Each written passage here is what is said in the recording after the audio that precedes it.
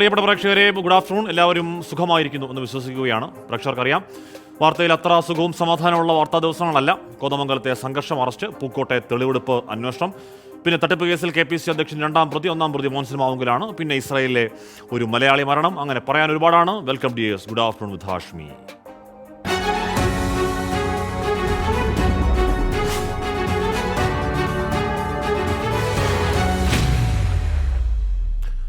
അപ്പോൾ നമ്മുടെ പ്രിയപ്പെട്ട റിപ്പോർട്ടർമാർ പ്രിയപ്പെട്ട പ്രേക്ഷകരോട് രാവിലെ മുതൽ സംഭവിച്ച വാർത്തകൾ തലക്കെട്ടുകൾ പറയലാണ് പതിവെങ്കിൽ ഇന്നിപ്പോൾ തലക്കെട്ടുകൾ പറയുന്നത് ഞാൻ തന്നെയാണ്. ഹെഡ്ലൈൻസ്.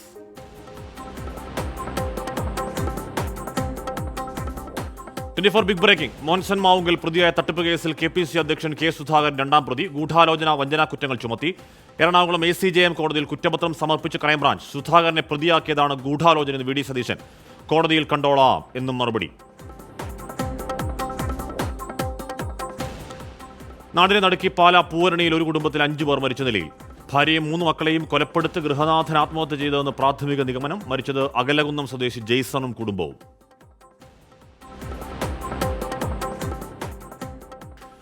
കോതമംഗലത്തെ പോലീസ് നടപടിയിൽ വ്യാപക പ്രതിഷേധത്തിന് കോൺഗ്രസ്. പോലീസിനെ ഇറക്കി സമരമൊതുക്കാമെന്ന് സർക്കാർ കരുതേണ്ടെന്ന് പ്രതിപക്ഷ നേതാവ്. മുഖ്യമന്ത്രിക്ക് സമനില തെറ്റിയെന്ന് K. സുധാകരൻ.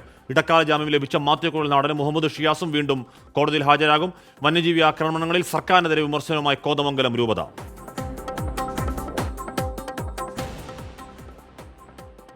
കാട്ടാനാക്രമണത്തിൽ കൊല്ലപ്പെട്ട ഇന്ദിരയുടെ മൃതദേഹത്തോട് കോൺഗ്രസ് പ്രവർത്തകർ അനാദരവ് കാട്ടിയെന്ന് സഹോദരൻ സുരേഷ്. ചെയ്തൊരു പരിപാടി നമുക്ക് ഇഷ്ടപ്പെടാത്തൊരു പരിപാടി എന്ന് പറഞ്ഞു കഴിഞ്ഞാൽ മോർച്ചറിയിൽ നിന്ന് അവർ ബലമായിട്ട് എടുത്തുകൊണ്ട് പോയി. അതിന് നമുക്ക് സമ്മതമല്ലായിരുന്നു. ആരോപണം തള്ളി ഇന്ദിരയുടെ ഭർത്താവ് രാമകൃഷ്ണൻ. മൃതദേഹം കൊണ്ടുപോയത് തന്റെ സമ്മതത്തോടെ.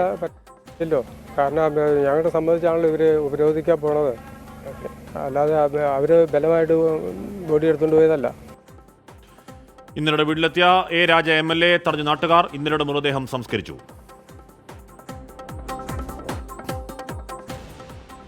ഇസ്രയേലിൽ മിസൈൽ ആക്രമണത്തിൽ മലയാളി കൊല്ലപ്പെട്ടു. മരിച്ചത് കൊല്ലം വാടി സ്വദേശി നിബിൻ മാക്സ്വൽ. 2 മലയാളികൾക്ക് പരിക്ക്. പക്ഷേ 4:30 മണിയായപ്പോഴത്തേക്കാണ് മൂത്തോൻ എന്നെ വിളിക്കുന്നത്. മൂത്തോൻ വിളിച്ചിട്ട് പറഞ്ഞു ഇവനിങ്ങനെ ആക്സിഡൻ്റ് ആകാൻ പറ്റുന്നത്. പിന്നെ വിളിക്കുന്നത് അപ്പം ഞങ്ങൾ കണ്ടിന്യൂ വിളിച്ചുകൊണ്ടിരിക്കുകയാണ്. ഹിസ്ബുള്ളയുടെ ആക്രമണം. വടക്കൻ ഇസ്രായേൽ അതിർത്തിയിൽ. മൃതദേഹം നാട്ടിലെത്തിക്കാൻ നടപടികൾ തുടങ്ങി. സ്കൂളിന് 100% വിജയം ഉറപ്പിക്കാൻ വിദ്യാർത്ഥിയെ +2 പരീക്ഷ എഴുതാൻ അനുവദിച്ചില്ലെന്ന് പരാതി. ആരോപണം Olavakkode railway higher secondary school അധികൃതർക്കെതിരെ. മോഡൽ എക്സാമിന് മാർക്ക് കമ്മിയായതുകൊണ്ട് എഴുതണ്ടെന്നാണ് പറഞ്ഞത്. പക്ഷേ ബാക്കി എല്ലാവർക്കും മാർക്ക് കമ്മിയാണ്, എന്നെ മാത്രം ഇരുത്തിയില്ല. ഹോൾ ടിക്കറ്റ് ചോദിച്ചപ്പോൾ തരില്ല എന്നാണ് പറഞ്ഞത്. മോഡലിൽ മാർക്കില്ല, പിന്നെ നീ എങ്ങനെ പബ്ലിക്കിൽ മാർക്ക് മേടിക്കുക, നീ സെയിൽ എഴുതിയാൽ മതി, ഫെയിലാവുമെന്ന് പറഞ്ഞു. ഫിസിക്സ് പരീക്ഷയിൽ പങ്കെടുക്കുന്നില്ലെന്ന് എഴുതി വാങ്ങിയെന്ന് വിദ്യാർത്ഥി. അന്വേഷണത്തിന് ഡെപ്യൂട്ടി ഡയറക്ടറെ ചുമതലപ്പെടുത്തിയെന്ന് വിദ്യാഭ്യാസ മന്ത്രി 24നോട്. സുപ്രീം കോടതിയിൽ സർക്കാരിന് തിരിച്ചടി. സാങ്കേതിക സർവകലാശാല മുൻ VC സിസ തോമസിനെതിരായ സർക്കാർ അപ്പീൽ തള്ളി. ഗവർണർ സർക്കാർ തർക്കത്തിൽ ജീവനക്കാരെ ബുദ്ധിമുട്ടിക്കരുത് എന്ന് കോടതി. ഉന്നത വിദ്യാഭ്യാസ മന്ത്രിയെ വേദിയിലിരുത്തി VC നിയമന രീതിയെ വിമർശിച്ച് ഗവർണർ ആരിഫ് മുഹമ്മദ് ഖാൻ. പത്തനംതിട്ടയിലെ സ്ഥാനാർത്ഥി തർക്കത്തിൽ PC ജോർജിന് വെള്ളാപ്പള്ളിയുടെ മറുപടി. PC ജോർജ് അപ്രസക്തൻ, BJPക്ക് ഭാരമാണോ എന്ന് കാലം തെളിയിക്കും.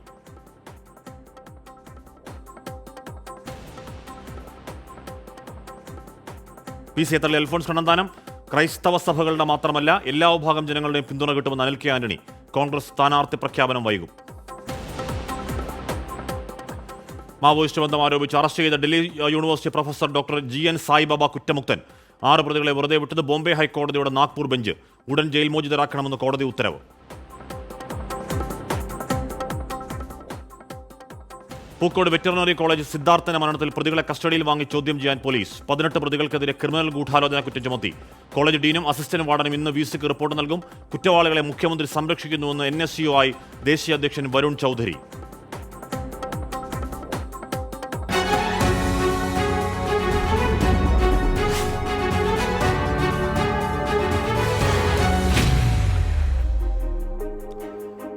അപ്പോൾ പ്രിയപ്പെട്ട പ്രേക്ഷകർ, അതൊക്കെയാണ് രാവിലെ മുതൽ സംഭവിച്ച വാർത്തകളുടെ തലക്കെട്ടുകൾ. ഇവിടെ നമ്മുടെ പ്രിയപ്പെട്ട ഷമി സുലൈമാൻ, വർഷിപ്പ്, ഷിബിൻ ബഷീർ, അഞ്ജന, ലെവിൻ ബോൾ, ശ്രീജ, റിൻസി, ബ്ലസ്സി, ലെനീഷ് ബാബു, ഗ്രേസി സബാസ്, ഇർഷാദ്, വിപിൻ ബെന്നി, ലില്ലി ചോളി, സനിൽകുമാർ അടക്കം ജിജു ഡാനിയലും ദക്ഷാദീപ്തിയും ഒക്കെ എല്ലാവരും ഗുഡ് ആഫ്റ്റർനൂൺ പറയുന്നു. അപ്പോൾ ഒരിക്കൽ കൂടി പ്രിയപ്പെട്ട പ്രേക്ഷകർക്ക് എല്ലാവർക്കും വെരി ഗുഡ് ആഫ്റ്റർനൂൺ, ഒരു ഉച്ച നമസ്കാരം.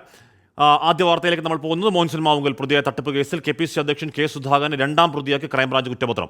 കേസിലെ ആദ്യ കുറ്റപത്രമാണ് എറണാകുളം ACJM കോടതിയിൽ സമർപ്പിച്ചത്. വഞ്ചന, ഗൂഢാലോചന തുടങ്ങിയ കുറ്റങ്ങളാണ് സുധാകരനെതിരെ ചുമത്തിയിരിക്കുന്നത്. മോൻസൺ വ്യാജ ഡോക്ടറാണെന്നറിഞ്ഞിട്ടും മറച്ചുവെച്ചുവെന്നും തട്ടിപ്പിനു വേണ്ടി കെ സുധാകരൻ ഗൂഢാലോചന നടത്തിയെന്നും ക്രൈംബ്രാഞ്ച് DYSP YR റസ്തം സമർപ്പിച്ച കുറ്റപത്രത്തിൽ പറയുന്നു. വഞ്ചന, ഗൂഢാലോചന തുടങ്ങിയ കുറ്റങ്ങൾ ചുമത്തിയാണ് കുറ്റപത്രം. 25 ലക്ഷം രൂപയുടെ തട്ടിപ്പ് കേസിൽ കെ സുധാകരൻ 10 ലക്ഷം കൈപ്പറ്റിയെന്ന് കുറ്റപത്രത്തിൽ പറയുന്നു. ഇന്ത്യൻ ശിക്ഷാ നിയമത്തിലെ 420, 406, 120B വകുപ്പുകൾ ചുമത്തിയാണ് ക്രൈംബ്രാഞ്ച് കുറ്റപത്രം സമർപ്പിച്ചത്. അതേസമയം ജനകീയ വിഷയങ്ങളിലെ പ്രതിഷേധം മറയ്ക്കാനാണ് നേതാക്കൾക്കെതിരായ പോലീസ് നടപടിയെന്ന് കെ സുധാകരനും സർക്കാർ പ്രതിപക്ഷത്തെ വേട്ടയാടുകയാണെന്ന് പ്രതിപക്ഷ നേതാവ് VD സതീശനും പ്രതികരിച്ചു. അപ്പോൾ അദ്ദേഹത്തെ പ്രതിയാക്കാണ്. ഞങ്ങൾ കോടതി കണ്ടോളാം, നിയമപരമായി നേരിട്ടോളാം. അദ്ദേഹത്തിന് അതൊരു പങ്കുമില്ലെന്ന് എല്ലാവർക്കും വളരെ വ്യക്തമായിട്ട് അറിയാവുന്ന കാര്യമാണ്. ഗൂഢാലോചന, അദ്ദേഹത്തെ പ്രതിയാക്കിയതിലാണ് ഗൂഢാലോചനയുള്ളത്. കേസിൽ ഉന്നത പോലീസ് ഉദ്യോഗസ്ഥരെയും പ്രതി ചേർക്കണമെന്നായിരുന്നു പരാതിക്കാരനായ MT ഷമീറിന്റെ ആവശ്യം. കെ സുധാകരനെ പ്രതി ചേർത്ത് സ്വാഗതം ചെയ്യുന്നു. എന്നാൽ പോലും ഈ കേസുമായി ബന്ധപ്പെട്ടിട്ട് ഉന്നതരായ പോലീസ് ഉദ്യോഗസ്ഥർ, പ്രത്യേകിച്ച് അന്ന് അവിടെ വന്ന DGP അവിടെ വന്നിട്ടുണ്ട്, ADGP മനോജ് എബ്രഹാം വന്നിട്ടുണ്ട്. ഇത്തരത്തിൽ സ്റ്റേറ്റ് പോലീസ് ചീഫ് ഒപ്പിട്ടിട്ടുള്ള വ്യാജരേഖകൾ ഉണ്ടായിരുന്നു. ഇതിനു പിന്നിലൊക്കെ ഇപ്പോഴും പോലീസിലെ ഉന്നതരായ ആളുകൾ ഉൾപ്പെട്ട കേസാണ്. പക്ഷെ അവരൊന്നും പ്രതി ചേർക്കാൻ തയ്യാറായിട്ടില്ല. ജൂണിൽ ക്രൈംബ്രാഞ്ച് കെ സുധാകരനെ ചോദ്യം ചെയ്ത ശേഷം അറസ്റ്റ് രേഖപ്പെടുത്തി ജാമ്യത്തിൽ വിട്ടിരുന്നു. കോടതി മുൻകൂർ ജാമ്യം അനുവദിച്ചതിനെ തുടർന്നായിരുന്നു ക്രൈംബ്രാഞ്ച് നടപടി. 24 കൊച്ചി. അപ്പോൾ അത് പരാതിക്കാരുടെ കാര്യമൊക്കെ വരുന്നുണ്ട്. പോലീസുകാർ ഇതിനേക്കാൾ കൂടുതൽ മോൻസനുമായി അടുപ്പമുള്ള പോലീസുകാരെ പ്രതിയാക്കിയിട്ടില്ല എന്നൊക്കെ പരാതിക്കാർ പറയുന്നു. ഉറപ്പായും വരും ദിവസങ്ങളിൽ രാഷ്ട്രീയ ചർച്ച കൂടിയാകും. അത് കേവലം നിയമപരമായ കാര്യം മാത്രമല്ല, രാഷ്ട്രീയ ചർച്ച കൂടി എന്തായാലും ആകും. അതിലും പ്രിയപ്പെട്ട പ്രേക്ഷകർ ഓരോരോ കാര്യങ്ങൾ ഷമീർ പറഞ്ഞതാണ് ശരിയെന്ന് ജയലാൽ ഭാസ്കരൻ പറയുന്നുണ്ട്. അപ്പോൾ സ്വാഭാവികമായും പ്രിയപ്പെട്ട പ്രേക്ഷകർ അനുകൂലമായും പ്രതികൂലമായും ഒക്കെ അതിനോട് പ്രതികരിക്കുന്നുണ്ട്. ഉറപ്പായും അതിൽ പൊളിറ്റിക്സ് ഉണ്ട്, നമ്മുടെ പ്രേക്ഷകർക്ക് പൊളിറ്റിക്സ് ഉണ്ട്. അതൊക്കെ മൻബോക്സിൽ പ്രകടവുമാണ്. വന്യജീവി ആക്രമണത്തിൽ സംഘർഷവും രാഷ്ട്രീയ പോരും.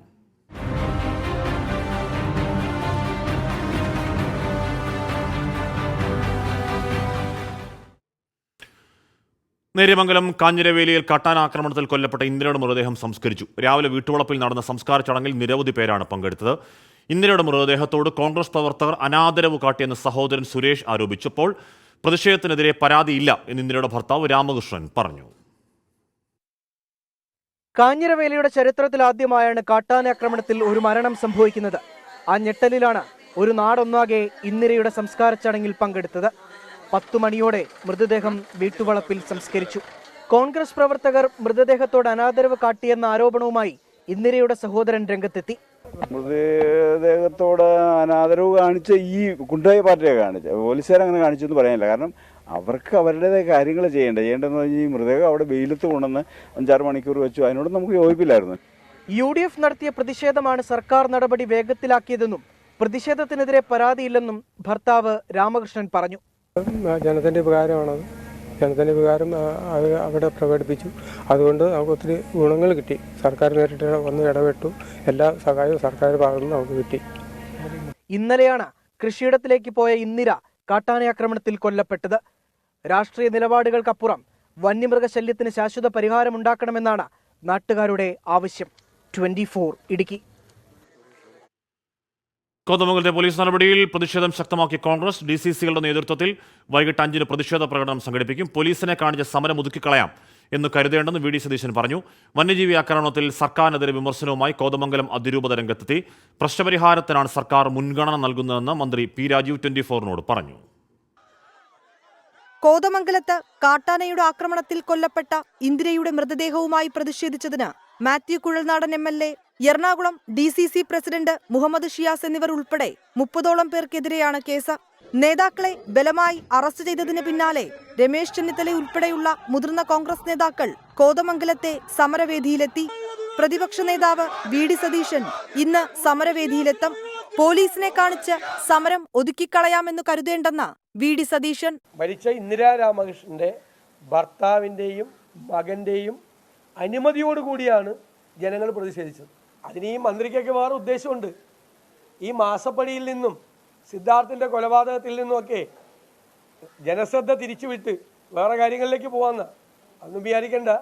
ആ കാര്യങ്ങളൊക്കെ അവിടെ തന്നെ ഉണ്ടാവും. വന്യജീവി ആക്രമണത്തിൽ സർക്കാരിനെതിരെ കോതമംഗലം രൂപതയും രംഗത്തെത്തി. സർക്കാർ ഒരു നടപടിയും സ്വീകരിക്കുന്നില്ലെന്നും സഭ മുൻകൈയെടുത്ത പ്രശ്നപരിഹാരത്തിനിറങ്ങുമെന്നും കോതമംഗലം രൂപതാധ്യക്ഷൻ മാർ ജോർജ് മടത്തിക്കണ്ടത്തിൽ. സഭ കാണുന്നത് മനുഷ്യജീവൻ ഏറ്റവും പ്രധാനപ്പെട്ടതാണ്.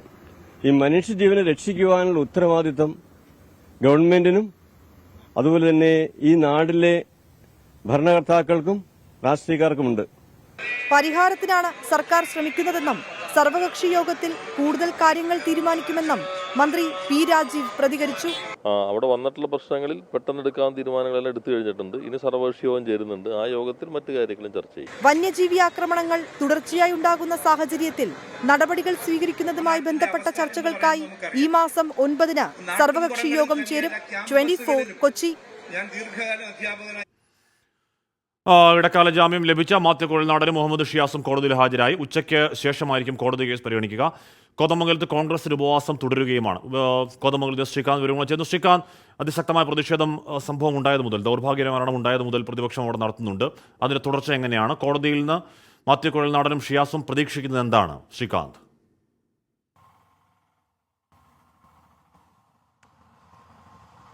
നിലവിൽ ഞാനിപ്പോൾ നിൽക്കുന്നത് കോതമംഗലത്ത് സബ് കോടതിക്ക് തൊട്ട് മുന്നിലാണ്. അല്പസമയത്തിനകം ഏതാണ്ട് ഒരു 2 മണിയോടുകൂടി ഈ കേസ് വീണ്ടും പരിഗണനയ്ക്കായി കോടതി എടുക്കും എന്നാണ് മനസ്സിലാക്കുന്നത്. നേരത്തെ ഈ കേസ് പരിഗണനയ്ക്കെടുത്തപ്പോൾ മാത്യു കുഴൽനാടനും അതോടൊപ്പം തന്നെ മുഹമ്മദ് ഷിയാസും ഹാജരായിരുന്നു. പക്ഷേ പോലീസ് അവരോട് അതിൻ്റെ റിപ്പോർട്ട്, ഇതുമായി ബന്ധപ്പെട്ട റിപ്പോർട്ട് സമർപ്പിക്കാൻ കോടതി ആവശ്യപ്പെട്ടു. അതിനുള്ള സമയമാണ് ഇപ്പോൾ അനുവദിച്ചിട്ടുള്ളത്. 2 മണിക്ക് കേസ് വീണ്ടും എടുക്കും. ആ ഘട്ടത്തിൽ ഇന്നലെ ഇടക്കാല ജാമ്യം കിട്ടിയത് റദ്ദാക്കണം എന്നുള്ളതാണ് പോലീസിന്റെ ആവശ്യം. പക്ഷേ പോലീസ് നടത്തിയ അതിക്രമത്തെ തുടർന്നാണ് തങ്ങൾക്ക് പ്രതിരോധിക്കേണ്ടി വന്നത് എന്നുള്ളതും അത് കോടതിയെ ബോധിപ്പിക്കുമെന്നും മാത്യു കുഴൽനാടനും മുഹമ്മദ് ഷിയാസും പറയുന്നുണ്ട്. കാത്തിരുന്ന് കാണാം കോടതിയിൽ എന്താണ് സംഭവിക്കാൻ പോകുന്നതെന്ന്. അതേസമയം ഈ വന്യജീവി ആക്രമണത്തിനെതിരെ കോൺഗ്രസിന്റെ ഉപവാസ സമരം ഇപ്പോഴും പുരോഗമിക്കുകയാണ്. വൈകിട്ട് 5 മണിയോടുകൂടി VD സതീശൻ പ്രതിപക്ഷ നേതാവ് ഇവിടെ എത്തിച്ചേരും. തുടർ സമരങ്ങൾ ഉണ്ടാകും എന്നുള്ള പ്രഖ്യാപനം ഇതിനോടകം വന്നിട്ടുണ്ട്. അത് ഏത് തരത്തിലായിരിക്കും എന്ന് പ്രതിപക്ഷ നേതാവായിരിക്കും പ്രഖ്യാപനം നടത്തുക. മറ്റൊന്ന് 9-ാം തീയതി ഇവിടെ നടക്കുന്ന സർവകക്ഷി യോഗമാണ്. ആ സർവകക്ഷി യോഗത്തോട് സഹകരിക്കണോ വേണ്ടയോ എന്നുള്ള കാര്യത്തിലും ഇന്ന് തീരുമാനമുണ്ടാകും. സമരം സമാധാനപരമായി പുരോഗമിക്കുകയാണ്. ഒരു സൈഡിൽ കേസും അതിൻ്റെ നടപടികളും മുന്നോട്ട് പോകുന്നുണ്ട്. ഇന്ന് ഈ കഴിഞ്ഞ ദിവസം മരിച്ച ഇന്ദിരയുടെ മൃതദേഹം ഇന്ന് സംസ്കരിക്കുകയും ചെയ്തിട്ടുണ്ട്. നിലവിൽ സമാധാനപരമാണ് കാര്യങ്ങൾ. ശ്രീകാന്ത്, ഇന്ദിരയുടെ മൃതദേഹത്തോട് അനാദരവ് കാട്ടി എന്ന് സഹോദരൻ പറയുന്നുണ്ട്. അനാദരവ് കാട്ടിയിട്ടില്ല എന്ന് ഭർത്താവും പറയുന്നുണ്ട്. അപ്പോൾ ഇതടക്കമുള്ള കാര്യങ്ങൾ കോടതിയിലേക്ക് അല്പസമയത്തിനകം വരുന്നുണ്ടോ?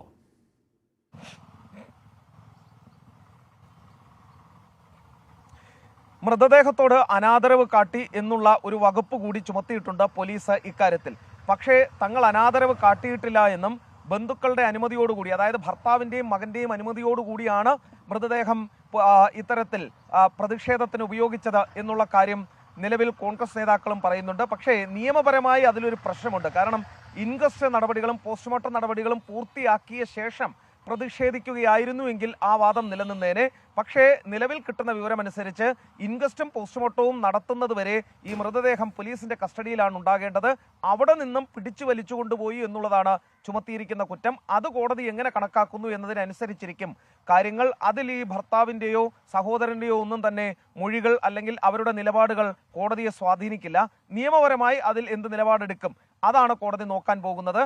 മാത്രമല്ല ഈ മെഡിക്കൽ ഓഫീസർമാരെയും മറ്റും ഈ മോർച്ചറിയിൽ ഉണ്ടായിരുന്നവരെ ഉപദ്രവിച്ചാണ് ഇത് കൊണ്ടുപോയത് എന്നൊരു കുറ്റം കൂടി ചുമത്തിയിട്ടുണ്ട്. 2 പോലീസ് വാഹനങ്ങൾ അടിച്ചു തകർത്തു, അതിൽ PDPP ചുമത്തിയിട്ടുണ്ട്. അത്തരത്തിലാണ് കേസ് കിടക്കുന്നത്. ഇതിൽ ജാമ്യമില്ലാ വകുപ്പാണ് ഈ പറയുന്ന വകുപ്പുകൾ എല്ലാം ചുമത്തിയിട്ടുള്ളത്. ഇന്നലെ ഇടക്കാല ജാമ്യം കിട്ടിയിട്ടുണ്ട്. അത് റദ്ദായി ജയിലിലേക്ക് പോകേണ്ടി വരുമോ അതോ ജാമ്യം സ്ഥിരപ്പെടുത്തുമോ എന്ന് കാത്തിരുന്ന് കാണാം. എസ് ശ്രീകാന്താണ് വാർത്തയുടെ വിവരങ്ങൾ നൽകിയത്. കോൺഗ്രസിൻ്റെ പ്രധാനപ്പെട്ട നേതാക്കൾ അല്പസമയത്തിനകം കോടതിയിലേക്ക് പോവുകയുമാണ്. ഇവിടെ വർഷിപ്പ് പറയുകയാണ്, ഇപ്പോഴത്തെ പൊളിറ്റിക്സിന് എന്തെങ്കിലും അർത്ഥമുണ്ടോ? തെറ്റാണെന്നും ശരിയാണെന്നും പറയാനുള്ള പവർ അതല്ലേ പൊളിറ്റിക്സ്. ഇപ്പോൾ അത് പറയുന്നവരുടെ കഴുത്തിനുമേൽ തലയുണ്ടെങ്കിൽ ഭാഗ്യം എന്ന് പറയുകയാണ്. ആരെങ്കിലുമൊക്കെ രാഷ്ട്രീയത്തെ ഒന്നാകെ വെറുത്തു പോകുന്നതിന് ഇത് കാരണമാവുന്നുണ്ടെങ്കിൽ അവരുടെ മാത്രം കുറ്റമല്ല എന്നത് രാഷ്ട്രീയക്കാരോട് കണ്ണു തുറപ്പിക്കാൻ ഉതകുന്നതാണ് ആ മെസ്സേജ് തോന്നുന്നു. അരുൺ വയനാട് പറയുന്നു, ഹാഷ്മി എന്തൊക്കെ പ്രശ്നമുണ്ടായാലും സിദ്ധാർത്ഥൻ്റെ കേസ് വിട്ടുകളയരുത്. ഇത് ആവർത്തിക്കാൻ പാടുള്ളതല്ലോ. കേസിൽ മറ്റെന്തെങ്കിലും ഡെവലപ്മെൻറ്റ്സ് ഉണ്ട്, ഉറപ്പായ ഡെവലപ്മെൻറ്റ്സുകൾ പ്രേക്ഷകരെ അറിയിക്കും. ആ വാർത്ത ആദ്യം റിപ്പോർട്ട് ചെയ്യുന്ന നമ്മളാണ്. ആ വാർത്തയ്ക്ക് പിന്നാലെ തന്നെയുണ്ട് ആ കേസ് വിട്ടുകളയുന്ന പ്രശ്നമേ ഇല്ല എന്ന് ഉറപ്പ് നൽകുകയുമാണ്. ഇസ്രയേലിൽ ഹിസ്ബുൽ ഷെല്ലാക്രമണത്തിൽ മലയാളിക്ക് ദാരുണാന്ത്യം. കൊല്ലം വാടി സ്വദേശി പാറ്റ് സിബിൻ മാക്സ്വെല്ലാണ് കൊല്ലപ്പെട്ടത്. വടക്കൻ ഇസ്രയേൽ അതിർത്തിയിലുണ്ടായ ആക്രമണത്തിൽ 2 മലയാളികളടക്കം 7 പേർക്കാണ് പരിക്ക്. മൃതദേഹം നാട്ടിലെത്തിക്കാൻ നടപടികൾ തുടങ്ങി. എന്തിനാ പ്രാർത്ഥിക്കുന്ന എന്റെ ഈശോയെ, എന്റെ ഈശോയെ, എന്റെ മോനെ ഓടി വാടാ, ഓടി വാ, എന്റെ മാതാവേ, എന്റെ മാതാവേ. യുദ്ധം തുടരുന്ന ഇസ്രായേലിലേക്ക് കാർഷിക വിസയിലാണ് നിബിൻ പോയത്. 8 മാസമായി ജോലിയില്ലാതെ നിൽക്കുമ്പോഴാണ് ഇസ്രായേലിൽ നിന്ന് ജോലിക്ക് ഓഫർ ലഭിക്കുന്നത്. ഇന്നലെ ഉച്ചയ്ക്കും നിബിൻ വീട്ടിൽ വിളിച്ചിരുന്നു. വൈകിട്ട് 4:30 മിസൈൽ ആക്രമണത്തിൽ നിബിനെ പരിക്കേറ്റെന്ന വിവരം കുടുംബത്തിന് ലഭിച്ചത്. പിന്നെ ഈ മരണം അറിയുന്നത് 12:45 രാത്രി ഞാൻ അറിയുന്നത്. മരിച്ചെന്ന് ഡിക്ലെയർ വരുന്നത് 12:45. 2 മാസമായുള്ളൂ. രണ്ടുപേരും 2 മാസമായുള്ളൂ പോയിട്ട്.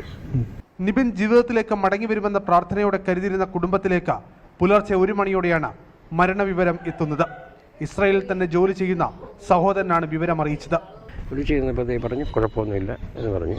പക്ഷേ 4:30 മണിയായപ്പോഴത്തേക്കാണ് മൂത്തോൻ എന്നെ വിളിക്കുന്നത്. മൂത്തോൻ വിളിച്ചിട്ട് പറഞ്ഞ് ഇവനിങ്ങനെ ആക്സിഡൻ്റ് ആകാൻ വേണ്ടി പറയുന്നത്. സ്പോൺസറുടെ സഹായത്തോടെ 4 ദിവസത്തിനുള്ളിൽ മൃതദേഹം നാട്ടിലെത്തിക്കാൻ കഴിയുമെന്നാണ് കുടുംബത്തിന്റെ പ്രതീക്ഷ. നോർക്ക വഴി മൃതദേഹം നാട്ടിലെത്തിക്കാനുള്ള നടപടികൾ വേഗത്തിലാക്കുമെന്ന് സ്ഥലം MLA M. മുകേഷ്. 4 ദിവസം അതിൻ്റെ പ്രൊസീഡിയർ ഉണ്ടെന്നാണ് നമ്മൾ നോർക്കയിൽ വിളിച്ച് പറഞ്ഞിട്ടുണ്ട് രാവിലെ തന്നെ. അപ്പം അവരും അതിൻ്റേതായിട്ടുള്ള നിയമങ്ങളുണ്ട് അവിടെ. അങ്ങനെ അതിൻ്റെ കാര്യങ്ങളെല്ലാം നോക്കിയിട്ട് 4 ദിവസത്തിനകം ഇവിടെ എത്തിക്കാമെന്നാണ് പറഞ്ഞിരിക്കുന്നത്. നമുക്ക് വെയിറ്റ് ചെയ്യാം. ഭാര്യ 7 മാസം ഗർഭിണിയാണ്. 5 വയസ്സുള്ള മകളുമുണ്ട്. ജീവിത പ്രയാസങ്ങളിൽ നിന്ന് രക്ഷ നേടാനാണ് യുദ്ധഭീതിയുണ്ടെങ്കിലും നിബിൻ ഇസ്രായേലിലേക്ക് പോയത്. തന്റെ സ്വപ്നം പൂർത്തിയാകാതെ ഒടുവിൽ നിബിൻ മരണത്തിന് കീഴടങ്ങി.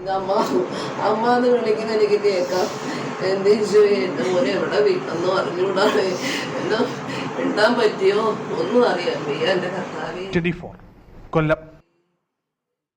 ജീവിക്കാനാണ്, ഉപജീവനാർത്ഥമാണ് ഇത്തരം അസ്വസ്ഥതകൾ നിലനിൽക്കുന്ന ഭൂമികളിലേക്ക് നമ്മുടെ മലയാളികൾക്കടക്കം പോകേണ്ടി വരുന്നത്. ഇപ്പം നിബിൻ്റെ കുടുംബത്തിൻ്റെ വേദനയിൽ ഹൃദയപൂർവ്വം പങ്കുചേരുകയുമാണ്. കൊല്ലം കരുനാഗപ്പള്ളിയിൽ മക്കളെ തീ കൊളുത്തിയ ശേഷം മാതാവ് ജീവനൊടുക്കി. സായുജ്യം വീട്ടിൽ അർച്ചനയാണ് മക്കളായ അനാമിക, ആരവ് എന്നിവരെ തീ കൊളുത്തിയ ശേഷം ജീവനൊടുക്കിയത്. ഗുരുതര പൊള്ളലേറ്റ കുട്ടികൾ ആലപ്പുഴ മെഡിക്കൽ കോളേജ് ആശുപത്രിയിൽ ചികിത്സയിലാണ്. അരുൺരാജാണ് ആ വാർത്തയുടെ വിവരവുമായി ചേരുന്നത്. അരുൺ, എന്താണ് സങ്കട വാർത്തയുടെ കാരണം എന്നറിയാൻ കഴിയുന്നുണ്ടോ? ഹാഷ്മി, അല്പസമയം മുമ്പാണ് ഈ ദുരന്ത വാർത്ത നമ്മളിലേക്ക് എത്തുന്നത്. മക്കളെ തീ കൊളുത്തിയ ശേഷം അമ്മ തീ കൊളുത്തി തന്നെ ജീവനൊടുക്കുകയായിരുന്നു. കൊല്ലം കരുനാഗപ്പള്ളി തൊടിയൂർ സായുജ്യം വീട്ടിൽ അർച്ചനയാണ് മരിച്ചത്. മക്കളായ അനാമിക, മകൻ ആരവ് എന്നിവരെ ഗുരുതരമായി പൊള്ളലേറ്റ നിലയിൽ ആലപ്പുഴ മെഡിക്കൽ കോളേജിൽ പ്രവേശിപ്പിച്ചിട്ടുണ്ട്. ഇന്ന് രാവിലെയാണ് വീടിനുള്ളിൽ നിന്ന് നിലവിളിക്കുന്ന ശബ്ദം കേട്ടുകൊണ്ട് അയൽവാസികൾ ഈ സ്ഥലത്തേക്ക് എത്തുന്നത്. അവിടേക്ക് എത്തിയ സമയത്താണ് ഈ തീ കൊളുത്തി നിൽക്കുന്ന നിലയിൽ അർച്ചനയും അതുപോലെ തന്നെ മക്കളെയും കണ്ടത്. ഈ വീട്ടിലെ കുടുംബ പ്രശ്നങ്ങളാണ് ഈ ആത്മഹത്യ കാരണം എന്നുള്ളതാണ് നിലവിൽ വ്യക്തമാകുന്നത്. ഭർത്താവ് മനു പെയിന്റിംഗ് തൊഴിലാളിയാണ്. ഇയാൾ ജോലിക്ക് പോയ സമയത്തായിരുന്നു അർച്ചന ഈ മക്കൾക്ക് തീ കൊളുത്തിയ ശേഷം സ്വയം ജീവനൊടുക്കിയത്. അർച്ചനയുടെ മൃതദേഹം ഇപ്പോൾ കരുനാഗപ്പള്ളി താലൂക്ക് ആശുപത്രിയിൽ സൂക്ഷിച്ചിരിക്കുകയാണ്. സങ്കടകരമായ വാർത്തയാണ്. എന്ന് പറഞ്ഞാൽ മക്കളെ തീ കൊളുത്തിയ ശേഷമാണ് അമ്മ ജീവനൊടുക്കിയത്. സായുജ്യം എന്ന വീട്ടിൽ അർച്ചന, മക്കളായ അനാമിക, ആരവ് എന്നിവരെ തീ കൊളുത്തിയ ശേഷം ജീവനൊടുക്കിയത്. എത്ര ആത്മഹത്യ വാർത്തകളാണ്, സങ്കട വാർത്തകളുടെ തുടർച്ചയാണ് ഈ ദിവസം അത്രയും. വെൽക്കം ബാക്ക് പ്രിയപ്പെട്ട പ്രേക്ഷകരെ. അപ്പോൾ വയനാട്, നമ്മൾ നേരെ വയനാട്ടിലേക്ക് പോകുന്നു. അവിടെ പൂക്കോട് വെറ്റിനറി കോളേജ് വിദ്യാർത്ഥി സിദ്ധാർത്ഥന്റെ മരണവുമായി ബന്ധപ്പെട്ട് വൈസ് ചാൻസലർക്ക് വിശദീകരണം നൽകി ഡീനും അസിസ്റ്റന്റ് വാർഡനും. വിശദീകരണം പരിശോധിച്ച ശേഷം തുടർ നടപടിയെടുക്കുമെന്ന് VC അറിയിച്ചു. അതേസമയം കൂടുതൽ ചോദ്യം ചെയ്യലിനായി പോലീസ് പ്രതികളെ കസ്റ്റഡിയിൽ വാങ്ങും. Dean doctor MK Narayanan, assistant warden doctor Kanthanathan എന്നിവരാണ് VCക്ക് വിശദീകരണം നൽകിയത്. മറുപടി ലഭിച്ചെന്ന് വെറ്റിനറി സർവകലാശാല VC ഡോക്ടർ PC ശശീന്ദ്രൻ പറഞ്ഞു. വിശദീകരണം പരിശോധിച്ചതിനു ശേഷം തുടർ നടപടിയെടുക്കും. അതേസമയം പ്രതികളെ കൂടുതൽ ചോദ്യം ചെയ്യലിന് കസ്റ്റഡിയിൽ വാങ്ങാനാണ് പോലീസ് നീക്കം. കേസിൽ ക്രിമിനൽ ഗൂഢാലോചന കുറ്റം 18 പ്രതികൾക്കുമെതിരെ ചുമത്തിയിരുന്നു. പ്രതികൾക്കെതിരെ ശക്തമായ തെളിവുകൾ ലഭിച്ചതിന്റെ അടിസ്ഥാനത്തിലാണ് ഗൂഢാലോചന കുറ്റം ചുമത്തിയത്. സിദ്ധാർത്ഥന്റെ മരണം കൊലപാതകമാണെന്നും CBI അന്വേഷണം വേണമെന്നും T. സിദ്ദിഖ് MLA ആവർത്തിച്ചു. അതേസമയം അക്രമ സംഭവങ്ങളുടെ തുടർച്ചയുണ്ടായ സാഹചര്യത്തിൽ യൂണിവേഴ്സിറ്റിയിൽ ഇന്നു മുതൽ 10-ാം തീയതി വരെ അധ്യയനം നടക്കുന്നില്ല. 24 വയനാട്. സിദ്ധാർത്ഥന്റെ മരണത്തിൽ പ്രതിഷേധം കടുപ്പിച്ച് പ്രതിപക്ഷ സംഘടനകൾ. കേസന്വേഷണം CBI കൈമാറുക, ഡീനെ പ്രതിചേർക്കുക തുടങ്ങിയ ആവശ്യങ്ങൾ ഉന്നയിച്ചാണ് പ്രതിഷേധം. വിഷയത്തിൽ KSU ഇന്ന് സംസ്ഥാന വ്യാപകമായി വിദ്യാഭ്യാസ ബന്ദ് ആചരിക്കുകയാണ്. KSUവിന് സെക്രട്ടേറിയറ്റ് മാർച്ചും ഇന്നുണ്ട്. അന്വേഷണം കേന്ദ്ര ഏജൻസി കൈമാറണമെന്നാവശ്യപ്പെട്ട് കേന്ദ്രമന്ത്രി V. മുരളീധരൻ സത്യഗ്രഹം നടത്തുകയുമാണ്. പൂക്കോട് വിഷയത്തിൽ ഡീൻ MK നാരായണനെ പ്രതി ചേർക്കുക, ഡീനിനെയും അസിസ്റ്റന്റ് വാർഡനെയും സസ്പെൻഡ് ചെയ്യുക, കേസ് CBI അന്വേഷിക്കുക തുടങ്ങിയ ആവശ്യങ്ങൾ ഉന്നയിച്ചാണ് സമരം. യൂത്ത് കോൺഗ്രസ് സംസ്ഥാന അധ്യക്ഷൻ രാഹുൽ മാങ്കൂട്ടത്തിൽ, മഹിളാ കോൺഗ്രസ് സംസ്ഥാന അധ്യക്ഷ ജെബി മേത്തർ, KSU സംസ്ഥാന അധ്യക്ഷൻ അലോഷ്യസ് സേവർ എന്നിവരുടെ സംയുക്ത നിരാഹാര സമരം തുടരുകയാണ്. ഇന്നലെ വെറ്റിനറി സർവകലാശാല ആസ്ഥാനത്തേക്ക് നടത്തിയ മാർച്ചിലുണ്ടായ പോലീസ് അതിക്രമത്തിൽ പ്രതിഷേധിച്ച് KSU ഇന്ന് സംസ്ഥാന വ്യാപകമായി വിദ്യാഭ്യാസ ബന്ദ് ആചരിക്കുകയാണ്. SSLC +2 സർവകലാശാല പരീക്ഷകളെ വിദ്യാഭ്യാസ ബന്ദിൽ നിന്ന് ഒഴിവാക്കിയിട്ടുണ്ട്. എല്ലാ വിദ്യാർത്ഥികൾക്കും സംരക്ഷണം ഉറപ്പാക്കിയതായി വിദ്യാഭ്യാസ മന്ത്രി V. ശിവൻകുട്ടി അറിയിച്ചു. കുറ്റവാളികളെ മുഖ്യമന്ത്രി സംരക്ഷിക്കുകയാണെന്നും നടപടിയില്ലെങ്കിൽ ഡൽഹിയിലും പ്രതിഷേധം സംഘടിപ്പിക്കുമെന്നും NSUI ദേശീയ അധ്യക്ഷൻ വരുൺ ചൗധരി 24 പറഞ്ഞു. We waiting for our KSU unit. They sit on the hunger strike. If still government not listen us, then we do a big protest in Delhi. സിദ്ധാർത്ഥിന്റെ മരണം കേന്ദ്ര ഏജൻസിയെ ഏൽപ്പിക്കണമെന്നാവശ്യപ്പെട്ട് കേന്ദ്രമന്ത്രി V. മുരളീധരന്റെ നേതൃത്വത്തിൽ നെടുമങ്ങാട് സത്യഗ്രഹ സമരവും നടന്നു. 24 തിരുവനന്തപുരം. സുലൈമാൻ അബ്ദുൽ ഖാദർ ചോദിക്കുന്നുണ്ടായിരുന്നു, ആഷ്മി ഇന്ന് റേഷൻ കട തുറന്നില്ലല്ലോ, പോസ്റ്റ് തകരാറിൽ പരിഹരിച്ചില്ലേ, ഇന്ന് ഉച്ചയ്ക്ക് ശേഷമെങ്കിലും തുറക്കാൻ സാധ്യതയുണ്ടോ? അതിനകത്ത് വരുന്ന ഡെവലപ്മെന്റ് റേഷൻ വിതരണത്തിലെ പ്രതിസന്ധിയിൽ മസ്റ്ററിംഗ് താൽക്കാലികമായി നിർത്തിവെക്കണമെന്ന് റേഷൻ വ്യാപാരികൾ ആവശ്യപ്പെടുന്നുണ്ട്. പിന്നീട് റേഷൻ വിതരണം പൂർണ്ണമായി നിർത്തിവെച്ച ശേഷം മസ്റ്ററിംഗ് നടത്തണം. റേഷൻ വിതരണവും ആധാർ മസ്റ്ററിംഗ് ഒന്നിച്ചു കൊണ്ടുപോകാൻ കഴിയില്ല. പോസ്റ്റ് സെർവർ തകരാറിലായതോടെ റേഷൻ സമയം പുനഃക്രമീകരിച്ചു. എന്നിട്ടും റേഷൻ വിതരണം തടസ്സപ്പെട്ടതാണ്. അപ്പോൾ അതങ്ങനെ പ്രതിസന്ധി തുടരുകയാണ് കേട്ടോ സുലൈമാനെ. വേറൊരു രക്ഷ പറഞ്ഞു, ആശാബിന് പറയുകയാണ്, ഇന്ന് ഞങ്ങളുടെ ക്ലാസ്സിലെ 5ാം ക്ലാസ്സുകാർക്ക് ഇംഗ്ലീഷ് എക്സാമാണ്. ആഷ്മിയ ട്രിക്ക് പോലെ ഒരു ഇൻട്രോയും ഒരു കൺക്ലൂഷനും സ്പീച്ചും ഇന്ന് പഠിപ്പിച്ചിട്ടുണ്ട്. എന്തോ ഗംഭീരമായിട്ട് എഴുതിയിട്ട് വരും കുട്ടികൾ, ഒരു സംശയമില്ല. സാങ്കേതിക സർവകലാശാല മുൻ VC സിസ തോമസിനെതിരായ സർക്കാരിൻ്റെ ഹർജി സുപ്രീം കോടതി തള്ളി. ഗവർണർ സർക്കാർ പ്രശ്നങ്ങളിൽ വ്യക്തികളെ ബുദ്ധിമുട്ടിക്കരുതെന്ന് സംസ്ഥാന സർക്കാരിനോട് സുപ്രീം കോടതി വ്യക്തമാക്കി. വിധിയിൽ സന്തോഷം എന്ന് സിസ തോമസ് പ്രതികരിച്ചു. സിസ തോമസിനെതിരായ നടപടി ഹൈക്കോടതി റദ്ദാക്കിയതിനെതിരെയാണ് സർക്കാർ സുപ്രീം കോടതിയെ സമീപിച്ചത്. കേസിൽ വിശദമായ വാദം പോലും കേൾക്കാതെയാണ് സർക്കാരിന്റെ ഹർജി സുപ്രീംകോടതി തള്ളിയത്.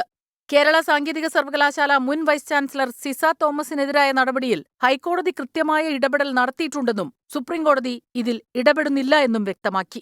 സിസ തോമസിനെതിരായ അച്ചടക്ക നടപടി സ്വീകരിക്കാനും കാരണം കാണിക്കൽ നോട്ടീസ് നൽകാനുമുള്ള സർക്കാർ തീരുമാനം ഹൈക്കോടതി ഡിവിഷൻ ബെഞ്ച് റദ്ദാക്കിയിരുന്നു. ഡോക്ടർ MS രാജശ്രീയെ അയോഗ്യയാക്കിയതിനു പിന്നാലെയാണ് ഗവർണർ സിസ തോമസിനെ KTU VC സ്ഥാനത്തേക്ക് നിയമിച്ചത്. നിയമനം ചട്ടവിരുദ്ധമെന്നായിരുന്നു സർക്കാർ നിലപാട്. സിസ തോമസ് വിരമിച്ച ശേഷം പെൻഷൻ ആനുകൂല്യങ്ങൾ ലഭിച്ചിരുന്നില്ല.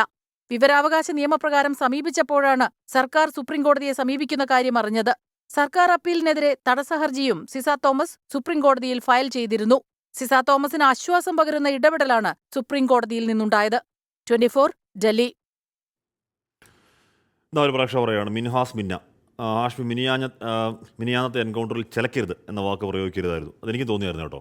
എന്ന് പറഞ്ഞാൽ നമ്മൾ ഈ ചില വിഷയങ്ങൾ നമ്മുടെ ഹൃദയത്തിൽ തൊടുകയും നമ്മൾ വല്ലാതെ വൈകാരികമാവും ചെയ്യുന്ന ചില മാത്രം വിഷയങ്ങൾ. ഇപ്പോൾ സിദ്ധാർത്ഥൻ്റെ വിഷയം അതുപോലൊരു വിഷയമാണ്. നമുക്ക് സങ്കടം വരുമ്പോഴാണ് വാക്കുകൾ അത്തരത്തിൽ കുറച്ച് ചിലപ്പം ഷാർപ്പായി പോകുന്നത്. അത് ഉപയോഗിക്കരുതായിരുന്നു എന്ന മിനിഹാസ് പറയുന്നതിനോട് ഞാൻ യോജിക്കുകയാണ്.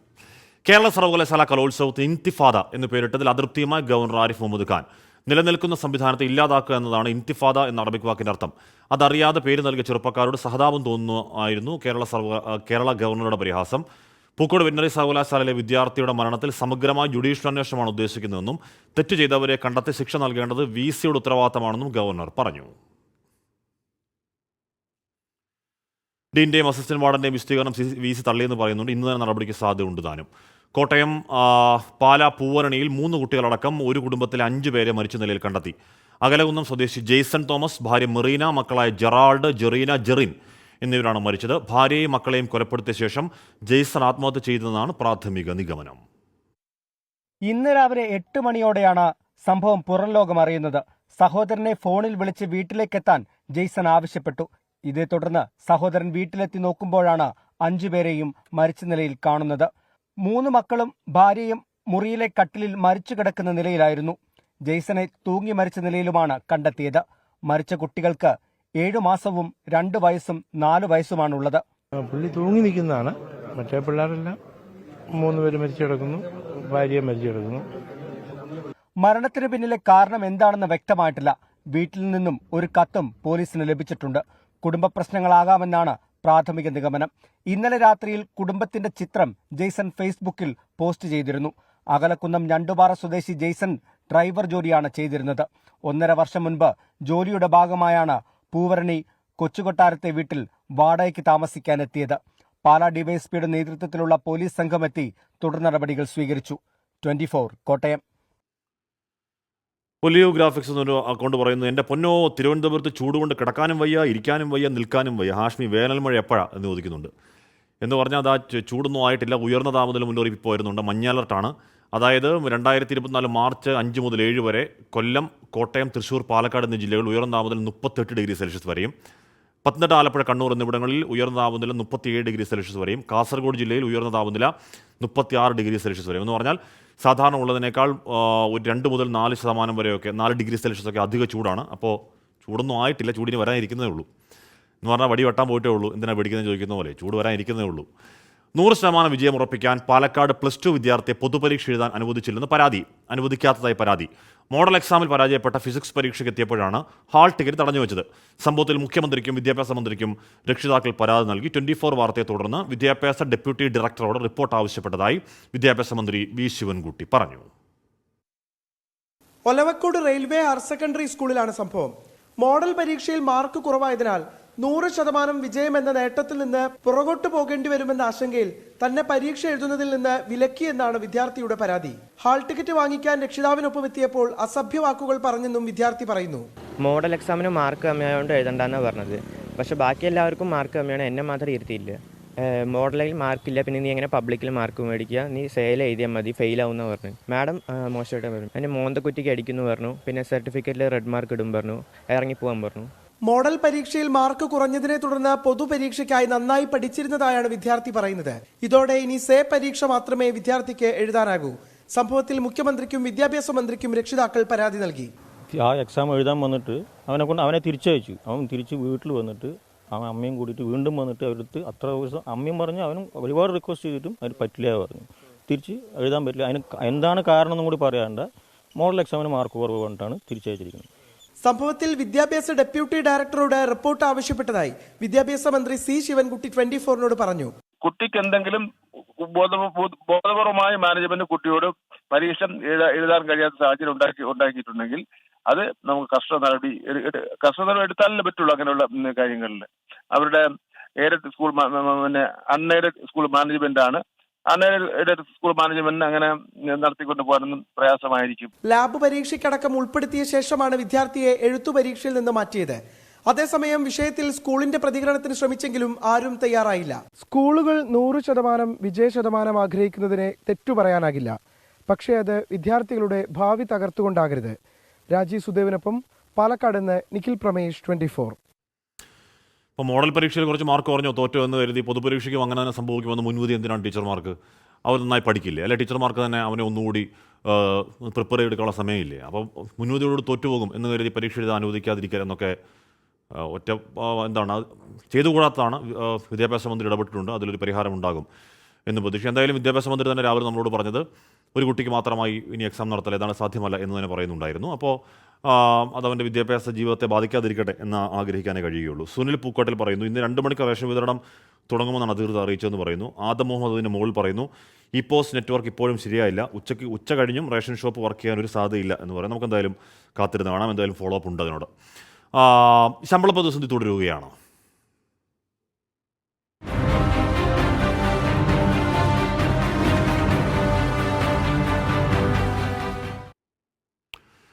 ശമ്പളം വൈകിയതിൽ പ്രതിഷേധിച്ച് പ്രതിപക്ഷ സർവീസ് സംഘടനകൾ നടത്തുന്ന അനിശ്ചിതകാല സമരം തുടരുന്നു. ഇന്നലെ മുതൽ ശമ്പളം കിട്ടിത്തുടങ്ങിയെങ്കിലും മുഴുവൻ ജീവനക്കാർക്കും ശമ്പളം കിട്ടിയ ശേഷമേ സമരം പിൻവലിക്കൂ എന്നാണ് സമരക്കാരുടെ നിലപാട്.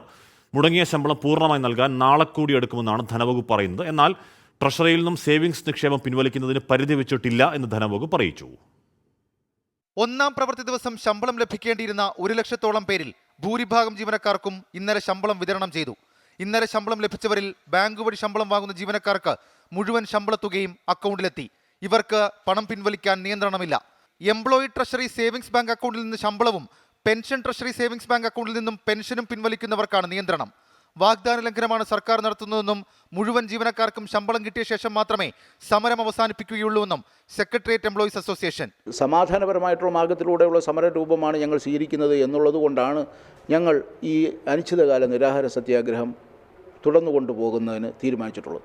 ഭൂരിപക്ഷം ജീവനക്കാരനും സെക്രട്ടേറിയറ്റിലെ ഭൂരിപക്ഷം ജീവനക്കാരനും ശമ്പളം എത്തുന്നതുവരെ ഞങ്ങൾ സമരരംഗത്ത് തന്നെ ഉണ്ടാവും.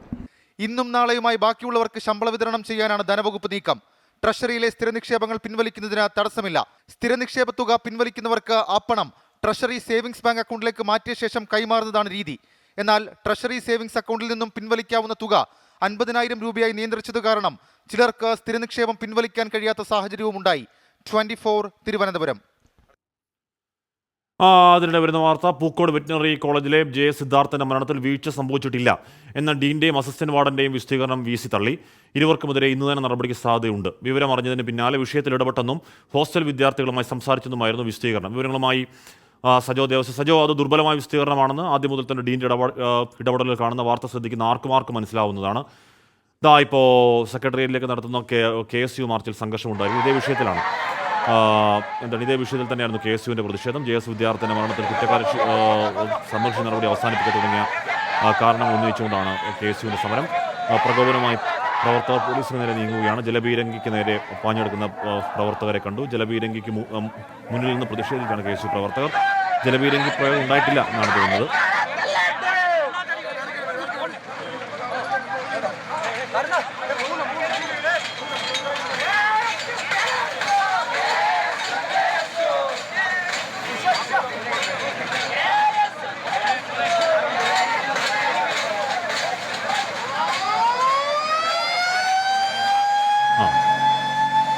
ജലപീരങ്കി പ്രയോഗം തുടങ്ങിയിരിക്കുന്നു. KSU സെക്രട്ടേറിയറ്റിലേക്ക് KSUവിൻ്റെ മാർച്ചിന് നേരെയാണ് ജലപീരങ്കി പ്രയോഗം. പോലീസും പ്രവർത്തകരും തമ്മിൽ വാക്കേറ്റമുണ്ടായി. നേരത്തെയും ജലപീരങ്കി പ്രയോഗം ഉണ്ടായിരുന്നു. ജലപീരങ്കി പ്രയോഗത്തിന് പിരിഞ്ഞു പോകാത്ത പ്രവർത്തകർ, ജലപീരങ്കി പ്രയോഗമേറ്റൊരു പ്രവർത്തകൻ വീണു എന്ന് തോന്നുന്നു. നേരത്തെയുള്ള ജലപീരങ്കി പ്രയോഗത്തിലും പിരിഞ്ഞു പോകാത്ത പ്രവർത്തകർ പോലീസിന് നേരെ തടിച്ചുകൂടിയെന്ന് മുദ്രാവാക്യം പ്രതിഷേധങ്ങൾ മുഴക്കുകയാണ്. ജെ സിദ്ധാർത്ഥൻ്റെ മരണത്തിൽ പ്രതിഷേധിച്ചാണ്, അല്ലെങ്കിൽ ആ പ്രതികളെ സംരക്ഷിക്കുന്നു എന്നൊക്കെയുള്ള ആരോപണം ഉന്നയിച്ചുകൊണ്ടാണ് CBI അന്വേഷണം വിടുക, ഡീനെ പ്രതികർക്കുക തുടങ്ങിയ ആവശ്യങ്ങൾ ഉന്നയിച്ചുകൊണ്ട് യൂത്ത് കോൺഗ്രസ് സംസ്ഥാന അധ്യക്ഷൻ, KSUവിൻ്റെ സംസ്ഥാന അധ്യക്ഷൻ, മഹിളാ കോൺഗ്രസിൻ്റെ സംസ്ഥാന അധ്യക്ഷ എന്നിവർ അവിടെ നിരാഹാര സമരത്തിലാണ് ഇപ്പോൾ ഉള്ളത്. സെക്രട്ടേറിയറ്റിന് മുന്നിലേക്ക് പ്രതിഷേധ മാർച്ചാണ്. സലീം ആൽക്കിരുന്നു. സലീം, വലിയ പ്രകോപനം പ്രവർത്തകരും ഉണ്ടാക്കുന്നില്ല, പോലീസും സംയമനം പാലിക്കുകയാണല്ലേ?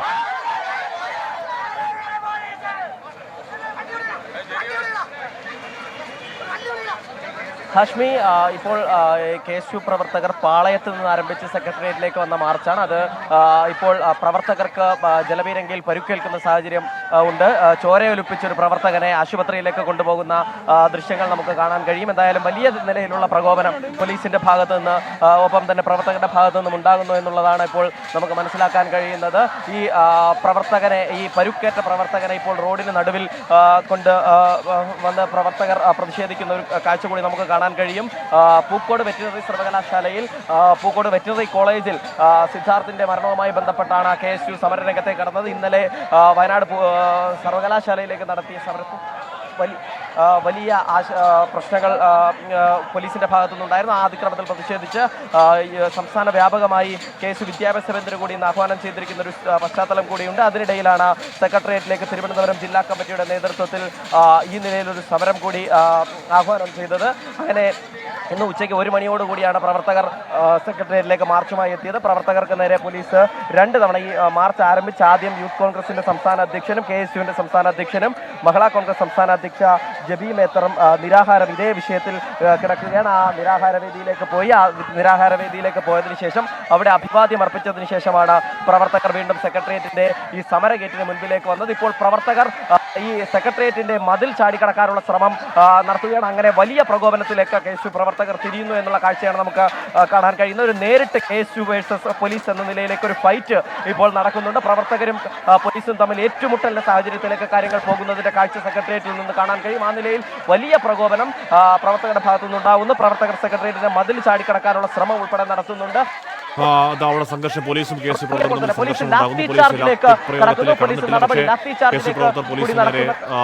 പോലീസിന് നേരെ പഞ്ഞെടുക്കുന്നുണ്ട്. നിർക്കുന്ന ഏറ്റുമുട്ടലാണ്. MG പ്രതീഷ് കുറിച്ച്. പ്രതീഷ്, എന്താണ് അവിടെ സംഭവിക്കുന്നത്?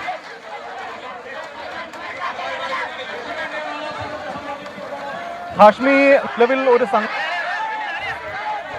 പോലീസ് ലാത്തി ചാർജിലേക്ക് കടക്കുന്നു എന്നതാണ് നമുക്ക് ഈ ഘട്ടത്തിൽ മനസ്സിലാക്കാൻ കഴിയുന്ന കാര്യം. ഈ പ്രതിഷേധവുമായി KSU പ്രവർത്തകർ എത്തുന്നു. പിന്നീട് നിരന്തരം പോലീസ് നേരെ പ്രകോപനം തീർത്തു. 2 തവണ പോലീസ് ജലപീരങ്കി പ്രയോഗിച്ചു. ഈ ജലപീരങ്കി പ്രയോഗിച്ചതിനാലെ ഒരു പ്രവർത്തകന് പരിക്ക് മാറ്റിയിട്ടുണ്ട്. സെക്രട്ടേറിയറ്റിനെ മതിൽ ചാടിക്കാനുള്ള ഒരു ശ്രമം പ്രവർത്തകരുടെ ഭാഗത്ത് നിന്ന് പോയി 2 തവണ പോലീസ് ലാത്തിചാർജ് നടത്തി. പ്രവർത്തകർ ഇവിടെ നിന്ന് പിന്തിരിപ്പിക്കാനുള്ള ശ്രമം നടക്കുന്നുണ്ട്. പക്ഷെ നമുക്ക് ദൃശ്യങ്ങളിൽ കാണുന്നത് പോലെ തന്നെ വലിയ തരത്തിലുള്ള ഒരു കയ്യേറ്റം, ഒരു കയ്യാങ്കളിയിലേക്ക് പോകുന്നു. പ്രവർത്തകരും പോലീസും തമ്മിൽ ഒരു കയ്യാങ്കളിയിലേക്ക് പോകുന്ന സാഹചര്യം. പ്രവർത്തകരെ ഇവിടെ നിന്ന് പിന്തിരിപ്പിക്കാനുള്ള ശ്രമം പോലീസിന്റെ ഭാഗത്തു നിന്ന് ഉണ്ടാകുന്നുണ്ടെങ്കിലും കൂടുതൽ പ്രവർത്തകർ പ്രകോപനവുമായി പോലീസിന് നേരെ തിരിയുകയാണ്. വലിയ തരത്തിൽ മുദ്രാവാക്യം വിളിക്കണം പ്രതിഷേധവുമായി KSU പ്രവർത്തകർ സെക്രട്ടേറിയറ്റിലെ സമരഗേറ്റിലേക്ക് വരികയാണ്. കൂടുതൽ പ്രവർത്തകർ എത്തുന്നുണ്ട്. നിരന്തരമായി പോലീസുമായി വാക്കേറ്റം ഉണ്ടാകുന്നു. ഈ KSU പ്രവർത്തകന് പരിക്കേറ്റതിന് പിന്നാലെയാണ് കൂടുതൽ പ്രകോപനങ്ങൾ, കൂടുതൽ പ്രതിഷേധങ്ങൾ ഇപ്പോൾ പ്രവർത്തകരുടെ ഭാഗത്തുനിന്ന് ഉണ്ടായിരിക്കുക. CA അടക്കമുള്ള ഉദ്യോഗസ്ഥർ ഈ പ്രവർത്തകരെ പിന്തിരിപ്പിക്കാൻ ശ്രമിക്കുന്നുണ്ടെങ്കിലും അതിരൂക്ഷമായിട്ടുള്ള തർക്കങ്ങളും കയ്യാങ്കളിയും ആണ് നിലവിൽ സെക്രട്ടേറിയറ്റിന് മുന്നിൽ ഉണ്ടാകുന്നത്. 3 തവണ പോലീസ് ജലപീരങ്കി പ്രയോഗിച്ചുവെങ്കിലും പ്രവർത്തകർ പിരിഞ്ഞു പോകാൻ കൂട്ടാക്കില്ല. പിന്നീട് ഒരു പ്രവർത്തകന് പരിക്കേറ്റതോടെയാണ് അതൊരു സംഘർഷ സാധ്യതയിലേക്ക് കലാശിച്ചത്. ഈ പ്രവർത്തകർ ഈ സെക്രട്ടേറിയറ്റിന്റെ സമരഗേറ്റ് ചാടിക്കടന്ന് സെക്രട്ടേറിയറ്റിന് മുന്നിലേക്ക് പോകാനുള്ള ശ്രമം നടത്തി. ഇത് പോലീസ് തടഞ്ഞു. അങ്ങനെയാണ് ഒരു കയ്യാങ്കളിയിലേക്കും ഒരു സംഘർഷ സാഹചര്യത്തിലേക്കും പോയത്. ഇപ്പോഴും ഈ പ്രവർത്തകരും പോലീസും തമ്മിൽ ഉന്തും തള്ളും ഉണ്ടാകുന്നത്. നിരവധി പ്രവർത്തകർ ഇവിടെ എത്തിയിട്ടുണ്ട്. ഈ ഒരു സംഘർഷ സാധ്യത പരമാവധി ഒഴിവാക്കാനുള്ള ഒരു ശ്രമം പോലീസിന്റെ ഭാഗത്ത് നിന്ന് ഉണ്ടെങ്കിലും കൂടുതൽ പ്രകോപനങ്ങൾ KSU പ്രവർത്തകരുടെ ഭാഗത്തുനിന്ന് ഉണ്ടാകുന്നുണ്ട്. പോലീസിനെതിരെ മുദ്രാവാക്യം വിളിക്കുകയാണ്. പോലീസ് ഗോ ബാക്ക് എന്ന മുദ്രാവാക്യം വിളിച്ചുകൊണ്ടാണ് ഇപ്പോൾ പ്രവർത്തകർ ഇവിടെ പ്രതിഷേധിക്കുന്നത്. തിരുവനന്തപുരം സെക്രട്ടേറിയറ്റിന് മുന്നിലാണ് KSU പ്രവർത്തകരും പോലീസും തമ്മിൽ സംഘർഷമുണ്ടാവുന്നത്. നേരത്തെ 2ാമത്തെ ജലപീരങ്കി പ്രയോഗം ഉണ്ടായി. കൂടുതൽ KSU പ്രവർത്തകർ അങ്ങോട്ടേക്ക് എത്തുകയാണ്. അവർ സെക്രട്ടറിയിലേക്ക് പോകുന്നതിനെ പോലീസ് തടയുന്നതാണ് അവിടെ സംഘർഷത്തിന് കാരണമായത്, ഉന്തും തള്ളിന് കാരണമാകുന്നു. പക്ഷേ പോലീസ് അവിടെ ഒരു ലാത്തിച്ചാർജ്, ജലപീരങ്കിക്ക് അപ്പുറം ഒരു പോലീസ് നടപടിയിലേക്ക് പോകുന്നില്ല. സലീം കൂടി ചേരുന്നു. സലീം, ലാത്തിച്ചാർജ് വേണ്ടതില്ല എന്നൊരു തീരുമാനം പോലെ പോലീസ് നിൽക്കുന്നുണ്ട്. പോലീസ് ഗോബാക്ക് മുദ്രാവാക്യവും ഉണ്ടല്ലേ സലീം?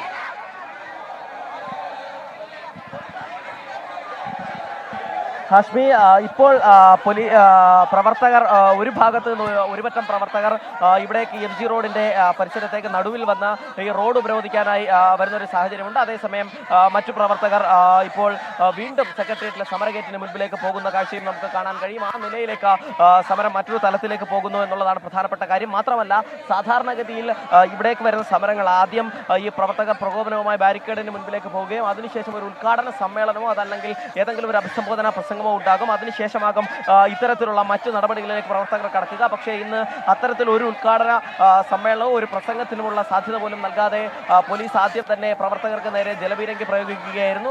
അതോടുകൂടി തന്നെ KSU പ്രവർത്തകരും വലിയ നിലയിൽ പ്രകോപിതരായി. അതിനുശേഷം 2ാമത് ജലപീരങ്കി പ്രയോഗിച്ചപ്പോഴാണ് ഒരു പ്രവർത്തകന് പരിക്കേറ്റതോടുകൂടി KSU പ്രവർത്തകർ വലിയ നിലയിൽ പ്രതിഷേധം അത് കൂടുതൽ വലിയ നിലയിലേക്ക് മാറ്റുകയായിരുന്നു. സെക്രട്ടേറിയറ്റിലേക്ക് ചാടിക്കടക്കാനുള്ള ശ്രമവും ഇത്തരം പ്രവർത്തകരുടെ ഭാഗത്തു നിന്നുണ്ടായി. മാത്രമല്ല, പോലീസുമായി ഉന്തും തള്ളും ഉൾപ്പെടെ ഉണ്ടാകുന്നൊരു സാഹചര്യവും ഉണ്ടായി. അതിന് പിന്നാലെ ഈ പോലീസ് ആദ്യം ലാത്തി വീശാനോട് ആരംഭിച്ചെങ്കിലും അത് പൂർണ്ണ നിലയിൽ ഒരു ലാത്തി ചാർജ് എന്ന നിലയിലേക്ക് പോലീസ് കടന്നില്ല. അതിനുശേഷം പ്രവർത്തകരെ പിടിച്ചു മാറ്റാനും പിടിച്ചു തള്ളാനുമുള്ള ശ്രമമാണ് ഉണ്ടായത്. അത് പോലീസ് ആ നിലയിൽ തുടർന്നപ്പോൾ KSU പ്രവർത്തകരും നേരെ തന്നെ നിന്ന് അതിനെ പ്രതിരോധിക്കുന്ന കാഴ്ചയാണ് നമ്മൾ കണ്ടത്. അതോടുകൂടി തന്നെ KSUവും പോലീസും തമ്മിലുള്ള ഒരു ഡയറക്റ്റ് ഫൈറ്റ് എന്ന നിലയിലേക്ക് അല്പസമയം ഇവിടെ മാറുന്ന ഒരു അന്തരീക്ഷവും ഉണ്ടായിരുന്നു. ഇപ്പോൾ പ്രവർത്തകർ വീണ്ടും റോഡിൽ കുത്തിയിരുന്ന് പ്രതിഷേധിക്കാനുള്ള ഒരു സാഹചര്യമാണ് ഇപ്പോൾ ഉള്ളത്.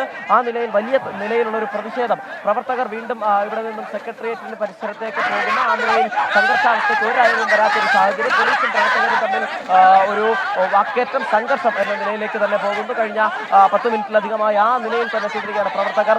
വലിയ നിലയിൽ പ്രകോപനം പോലീസിന് നേരെ സൃഷ്ടിക്കുന്നുണ്ട്. പക്ഷേ പോലീസ് ഇപ്പോഴും സംയമനം പാലിക്കുകയാണ്. പോലീസ് ലാത്തി ചാർജിലേക്കോ മറ്റു നടപടികളിലേക്കോ കടന്നിട്ടില്ല എന്നുള്ളതാണ് പ്രധാനപ്പെട്ട കാര്യം. ഒരു പ്രവർത്തകൻ ഇതിനോടകം തന്നെ പരിക്കേറ്റിട്ടുണ്ട്. 2 തവണ ജലപീരങ്കി പ്രയോഗം നടത്തിയതിനു ശേഷം പോലീസ് പിന്നീട് ജലപീരങ്കി പ്രയോഗത്തിലേക്ക് ഉൾപ്പെടെ മുതിർന്നിട്ടുമില്ല. KSU ആവട്ടെ ഇന്ന് സംസ്ഥാന വ്യാപകമായി വിദ്യാഭ്യാസ ബന്ധം ഉൾപ്പെടെ ആഹ്വാനം ചെയ്ത ഈ സമരം, ഈ പൂക്കോട് വിഷയം സംസ്ഥാന വ്യാപകമായി ഏറ്റെടുക്കാനുള്ള ഒരു രാഷ്ട്രീയ നിലപാട് കൂടി എടുത്തിട്ടുണ്ട്. അതിന്റെ ഭാഗമായി ഇന്നലെ തന്നെ KSUവിന്റെ സംസ്ഥാന അധ്യക്ഷൻ അലോഷ്യസ് സേവ്യർ, ഒപ്പം യൂത്ത് കോൺഗ്രസിന്റെ സംസ്ഥാന അധ്യക്ഷൻ രാഹുൽ മാങ്കൂട്ടത്തിൽ, മഹിളാ കോൺഗ്രസിന്റെ സംസ്ഥാന അധ്യക്ഷൻ ജബി മേത്തർ എന്നിവർ സെക്രട്ടേറിയറ്റിന് മുന്നിൽ നിരാഹാരമിരിക്കുകയാണ്. ഈ സമരം നടക്കുന്നതിന് തൊട്ടപ്പുറത്ത് ആ നിലയിലൊരു സമരം നടക്കുന്നുണ്ട്. അങ്ങനെ പൂക്കോട് വിഷയം സംസ്ഥാനത്താകെ കത്തിച്ചിടുക എന്നുള്ളതാണ് ഇവരുടെ പ്രധാനപ്പെട്ട ആവശ്യം ഇവർ ഉന്നയിക്കുന്ന ആവശ്യം, ഈ സമരവുമായി ബന്ധപ്പെട്ട് ഉന്നയിക്കുന്ന ആവശ്യം കോളേജ് ഡീനിനെ പുറത്താക്കുക, ഒപ്പം തന്നെ പ്രതിപട്ടികയിൽ ചേർക്കുക, കൊലക്കുറ്റം ചുമത്തുക, അസിസ്റ്റന്റ് വാർഡനെയും പുറത്താക്കുക, കേസ് CBIയോ മറ്റേതെങ്കിലും കേന്ദ്ര ഏജൻസിയോ അന്വേഷിക്കുക എന്നീ ആവശ്യങ്ങൾ ഉന്നയിച്ചുകൊണ്ടാണ് ഈ സമരം നടത്തുന്നത്. പോലീസ് പ്രതികൾക്കൊപ്പമാണ്. പോലീസ് പ്രതികളെ സംരക്ഷിക്കാനുള്ള നടപടികളാണ് ശ്രമിച്ചിട്ടുള്ളത്. ആദ്യഘട്ടത്തിൽ തന്നെ തെളിവുകൾ ഉൾപ്പെടെ നശിപ്പിക്കാൻ പോലീസിന്റെ ഭാഗത്തു നിന്ന് നടപടി ഉണ്ടായി എന്നതുൾപ്പെടെയുള്ള ഗുരുതരമായ ആരോപണങ്ങളാണ് KSUവിന്റെയും ഒപ്പം മറ്റ് പ്രതിപക്ഷ സംഘടനകളുടെയും ഭാഗത്തു നിന്ന് ഉണ്ടാകുന്നത്. അതിന്റെ ഭാഗമായാണ് സെക്രട്ടേറിയറ്റിൽ സമരമായി എത്തിയത്. ഇപ്പോൾ വീണ്ടും ഈ ബാരിക്കേഡുകൾ ഇളക്കിക്കൊണ്ട് പ്രതിഷേധം കൂടുതൽ ശക്തമാക്കുകയാണ് KSU പ്രവർത്തകർ. വീണ്ടും ജലപീരങ്കി പ്രയോഗം ഉണ്ടാകുന്നു. 2-3 ആവർത്തി ഇപ്പോൾ ജലപീരങ്കി പ്രയോഗം നടന്നു കഴിഞ്ഞു. പക്ഷേ പ്രവർത്തകർ പിരിഞ്ഞു പോകാൻ കൂട്ടാക്കുന്നില്ല. സെക്രട്ടേറിയറ്റിന് മുന്നിൽ തന്നെ തടിച്ചുകൂടി നിൽക്കുകയാണ് KSUവിന്റെ പ്രവർത്തകർ. പോലീസുമായി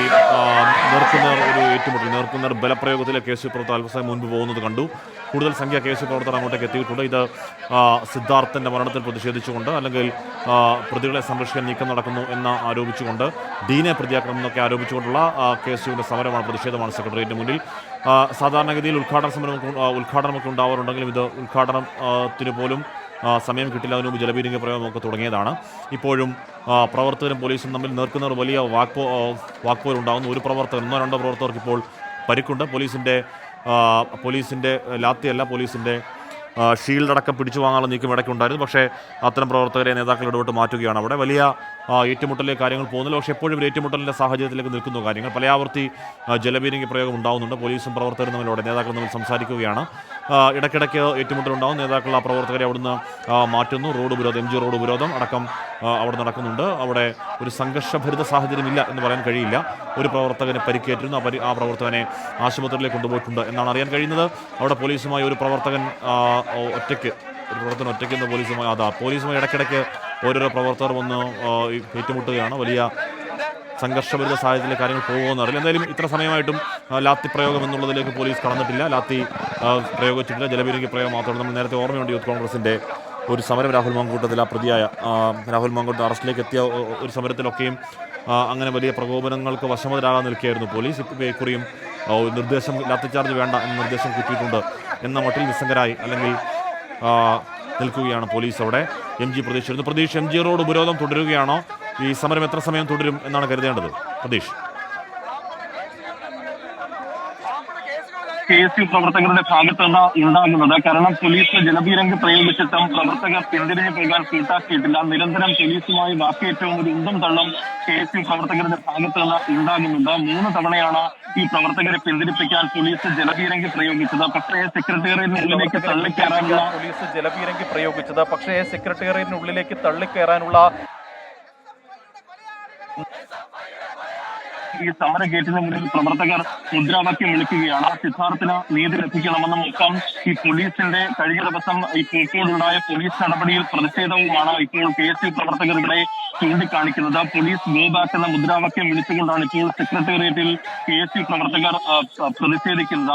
വലിയ തരത്തിലൊരു സംഘർഷ സാഹചര്യം നിലവിൽ ഇല്ല എങ്കിലും ഏത് നിമിഷവും ഹാഷ്മി സൂചിപ്പിച്ചതുപോലെ തന്നെ സംഘർഷം ഉണ്ടാകാനുള്ള ഒരു സാധ്യതയും സെക്രട്ടേറിയറ്റിന് ഉണ്ട്. കാരണം ഈ പ്രവർത്തകർ പല ആവർത്തി പോലീസിന് നേരെ പ്രകോപനം സൃഷ്ടിക്കുന്നുണ്ട്. കാരണം ജലപീരങ്കി പ്രയോഗിക്കുമ്പോഴൊക്കെ തന്നെ പോലീസിന് നേരെ പ്രവർത്തകർ ചീറിയടുക്കുകയും ഉന്തും തള്ളും ഉണ്ടാകുന്ന ഒരു സാഹചര്യമുണ്ട്. ഇപ്പോഴും ഈ പ്രവർത്തകരുടെ അടുത്ത്, ഈ പോലീസിനടുത്ത് തന്നെ പ്രവർത്തകർ നിൽക്കുന്നുണ്ട്. സെക്രട്ടേറിയറ്റിനെ മതിൽ ചാടിക്കടക്കാനുള്ള ഒരു ശ്രമമാണ് നിരന്തരം പ്രവർത്തകരുടെ ഭാഗത്ത് നിന്ന് ഉണ്ടാകുന്നത്. ഇതിനെ പ്രതിരോധിക്കാൻ കൂടുതൽ പോലീസുകാരടക്കം ഇപ്പോൾ സമരഗേറ്റിലേക്ക് എത്തിയിട്ടുണ്ട്. ഈ സിദ്ധാർത്ഥിന്റെ മരണവുമായി ബന്ധപ്പെട്ട ഈ മറ്റ് 18 പേരല്ലാതെ മറ്റുള്ളവർക്കെതിരെ നടപടി വേണമെന്നും അവരെ പ്രതി ചേർക്കണമെന്നുള്ള ഒരു ആവശ്യമാണ് പ്രധാനമായും KSU പ്രവർത്തകർ മുന്നോട്ട് വെക്കുന്നത്. ഇപ്പോൾ ലാത്തി ചാർജിലേക്ക് കടന്നിരിക്കുന്ന പ്രവർത്തകർ മുന്നോട്ട് വെക്കുന്നത് ഇപ്പോൾ ലാത്തി ചാർജിലേക്ക്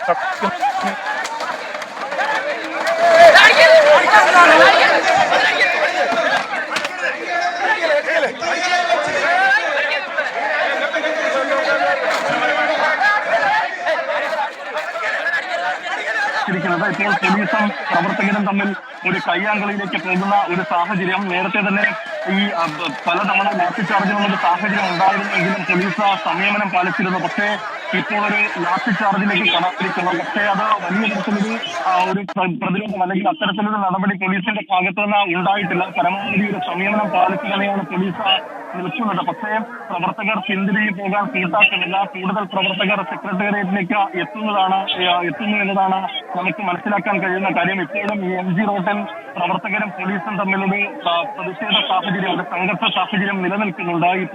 ഈ KSU പ്രവർത്തകരിൽ ഒരാൾക്ക് പരിക്കേറ്റത് ഉൾപ്പെടെയാണ് ഒരു കൂടുതലൊരു പ്രതിഷേധത്തിലേക്ക് കാരണമായത്. ഇപ്പോൾ ലാത്തിചാർജ് പൂർണ്ണാർത്ഥത്തിൽ വിളിക്കാൻ കഴിയുന്നതായിരുന്നില്ല. എന്തായാലും തള്ളി പോലീസിനടുത്തേക്ക് വന്ന പ്രവർത്തകരെ ലാത്തിചാർജ് നടത്തി, ഒരു മിനി ലാത്തിചാർജ് നടത്തി പ്രവർത്തകർ പോലീസ് അവിടെ നീക്കുകയായിരുന്നു. പക്ഷേ അതുകൊണ്ട് കാര്യമില്ല. കൂടുതൽ പ്രവർത്തകർ അങ്ങോട്ടേക്ക് എത്തുന്നു. അവിടെ ഉന്തും തള്ളും സംഘർഷഭരിതമായി തന്നെ നിൽക്കുകയാണ് കാര്യങ്ങൾ. പ്രവർത്തകരെ അടിക്കുമ്പോൾ അതിനെ ചെറുക്കുന്ന മുതിർന്ന ആൾക്കാരെയും ആ സമരമുഖത്ത് കാണാനുണ്ട്. എന്തായാലും സിദ്ധാർത്ഥിൻ്റെ ക്രൂരമായ മരണത്തിൽ അല്ലെങ്കിൽ സിദ്ധാർത്ഥിൻ്റെ ക്രൂരമർദ്ദനത്തിൽ അതിനെ തുടർന്നുള്ള ആത്മഹത്യയിലൊക്കെ വലിയ പ്രതിഷേധം ഉയർത്തുകയാണ് KSU. പ്രതികളെ സംരക്ഷിക്കാൻ ശ്രമിക്കുന്നുവെന്നും ഡീനെ പ്രതികർക്കണമെന്നൊക്കെ ആവശ്യപ്പെട്ടുകൊണ്ട് അവരുടെ നേതാക്കൾ, യൂത്ത് കോൺഗ്രസ് സംസ്ഥാന അധ്യക്ഷൻ, KSU സംസ്ഥാന അധ്യക്ഷൻ, മഹിളാ കോൺഗ്രസ് സംസ്ഥാന അധ്യക്ഷ ഒക്കെ ഇപ്പോൾ നിരാഹാര സമരത്തിലാണ്. സമരമുഖത്താണ് പ്രതിപക്ഷ വിദ്യാർത്ഥി സംഘടനകൾ. സലീം മാലിക് ചേർന്നു. സലീം, ലാത്തിചാർജ് ഒന്ന് തുടങ്ങിയെങ്കിലും പെട്ടെന്ന് പോലീസ് അവസാനിപ്പിച്ചു അല്ലേ?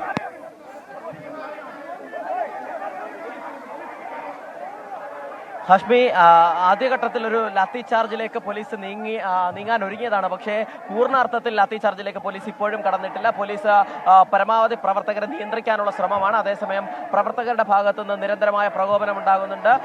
ഒപ്പം തന്നെ യൂത്ത് കോൺഗ്രസിന്റെ സംസ്ഥാന ഉപാധ്യക്ഷൻ അബിൻ വർക്കി പ്രവർത്തകരെ പിന്തിരിപ്പിക്കാനുള്ളൊരു ശ്രമം ഈ പോലീസുകാരുടെയും KSU പ്രവർത്തകരുടെയും ഇടയിൽ നിന്ന് നടത്തുന്നുണ്ട്. പക്ഷേ ഒന്നും ഫലം കാണുന്നില്ല. വലിയ നിലയിലുള്ള പ്രതിഷേധം പ്രവർത്തകരുടെ ഭാഗത്തുനിന്ന് ഉണ്ടാകുന്നു എന്നുള്ളത് തന്നെയാണ് നമുക്ക് ഈ സെക്രട്ടേറിയറ്റിന് മുൻപിൽ നിന്ന് കാണാൻ കഴിയുന്നത്.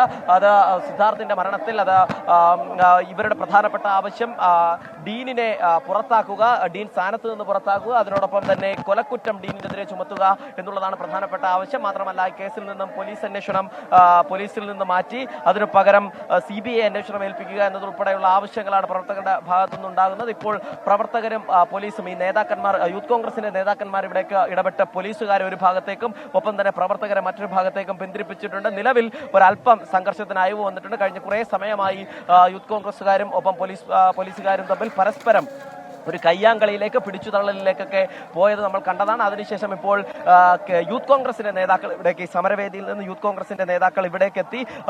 അബിൻ വർക്കി ഉൾപ്പെടെയുള്ളവർ പോലീസിനെ ഒരു ഭാഗത്തേക്ക് അനുനയിപ്പിച്ച് പറഞ്ഞയക്കുകയും യൂത്ത് കോൺഗ്രസ് പ്രവർത്തകരെ മറ്റൊരു ഭാഗത്തേക്ക് നിർത്തുകയും ചെയ്തിരിക്കുകയാണ്. പക്ഷേ പ്രവർത്തകർ പ്രതിഷേധം അവസാനിപ്പിച്ചിട്ടില്ല. ഇപ്പോഴും റോഡിന് നടുവിൽ നിന്ന് തന്നെ വലിയ മുദ്രാവാക്യങ്ങൾ പോലീസിന് നേരെ മുഴക്കുന്ന ഒരു സാഹചര്യമുണ്ട്. ആദ്യഘട്ടത്തിൽ പോലീസ് ഗോ ബാക്ക് എന്നതുൾപ്പെടെയുള്ള മുദ്രാവാക്യങ്ങൾ പ്രവർത്തകരുടെ ഭാഗത്തു നിന്നുണ്ടായി. ആ നിലയിലുള്ള മുദ്രാവാക്യങ്ങൾ, വലിയ നിലയിലുള്ള മുദ്രാവാക്യങ്ങൾ തന്നെ പ്രവർത്തകർ ഇപ്പോഴും മുഴക്കുന്ന സാഹചര്യവും നമുക്ക് കാണാൻ കഴിയും. 4 തവണ പ്രവർത്തകർക്ക് നേരെ ഇതിനോടകം പോലീസ് ജലപീരങ്കി പ്രയോഗിച്ചിട്ടുണ്ട്. ഈ ജലപീരങ്കി പ്രയോഗത്തിൽ പ്രവർത്തകർ പിരിഞ്ഞു പോകാൻ തയ്യാറായില്ല എന്ന് മാത്രമല്ല, ഓരോ തവണ ജലപീരങ്കി പ്രയോഗം കഴിയുമ്പോഴും പ്രവർത്തകർ പോലീസിന് നേരെ പാഞ്ഞെടുക്കുകയായിരുന്നു. ഇപ്പോൾ പക്ഷേ സ്ഥിതി അല്പം ശാന്തമായിട്ടുണ്ട്. പ്രവർത്തകർ ഇവിടെ നിന്ന് സമരവേദിയിലേക്ക്, അതായത് യൂത്ത് കോൺഗ്രസിന്റെയും KSUവിന്റെയും മഹിളാ കോൺഗ്രസിന്റെയും അധ്യക്ഷന്മാർ, സംസ്ഥാന അധ്യക്ഷന്മാർ നടത്തുന്ന നിരാഹാര സമരവേദിയിലേക്ക് മുദ്രാവാക്യമായി പ്രവർത്തകർ കാഴ്ച നമുക്ക് കാണാൻ കഴിയും. ആ നിലയിൽ പ്രവർത്തകർ ഇപ്പോൾ അവിടേക്ക് മുദ്രാവാക്യവുമായി പോവുകയാണ് നിലവിൽ. അതോടുകൂടി ഒരു സംഘർഷത്തിന് തൽക്കാലം അയവ് വന്നിട്ടുണ്ട് എന്ന് നമുക്ക് മനസ്സിലാക്കാൻ കഴിയും.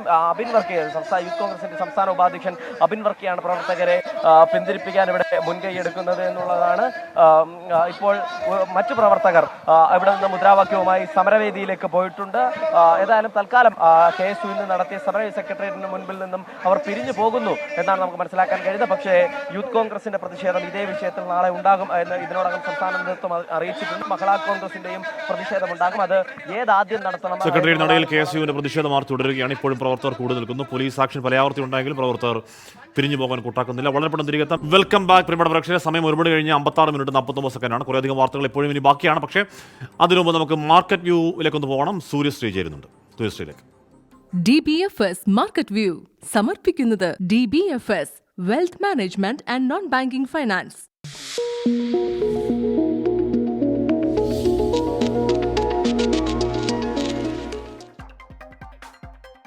Good afternoon. മാർക്കറ്റ് വ്യൂവിലേക്ക് സ്വാഗതം. ആദ്യം business headlines.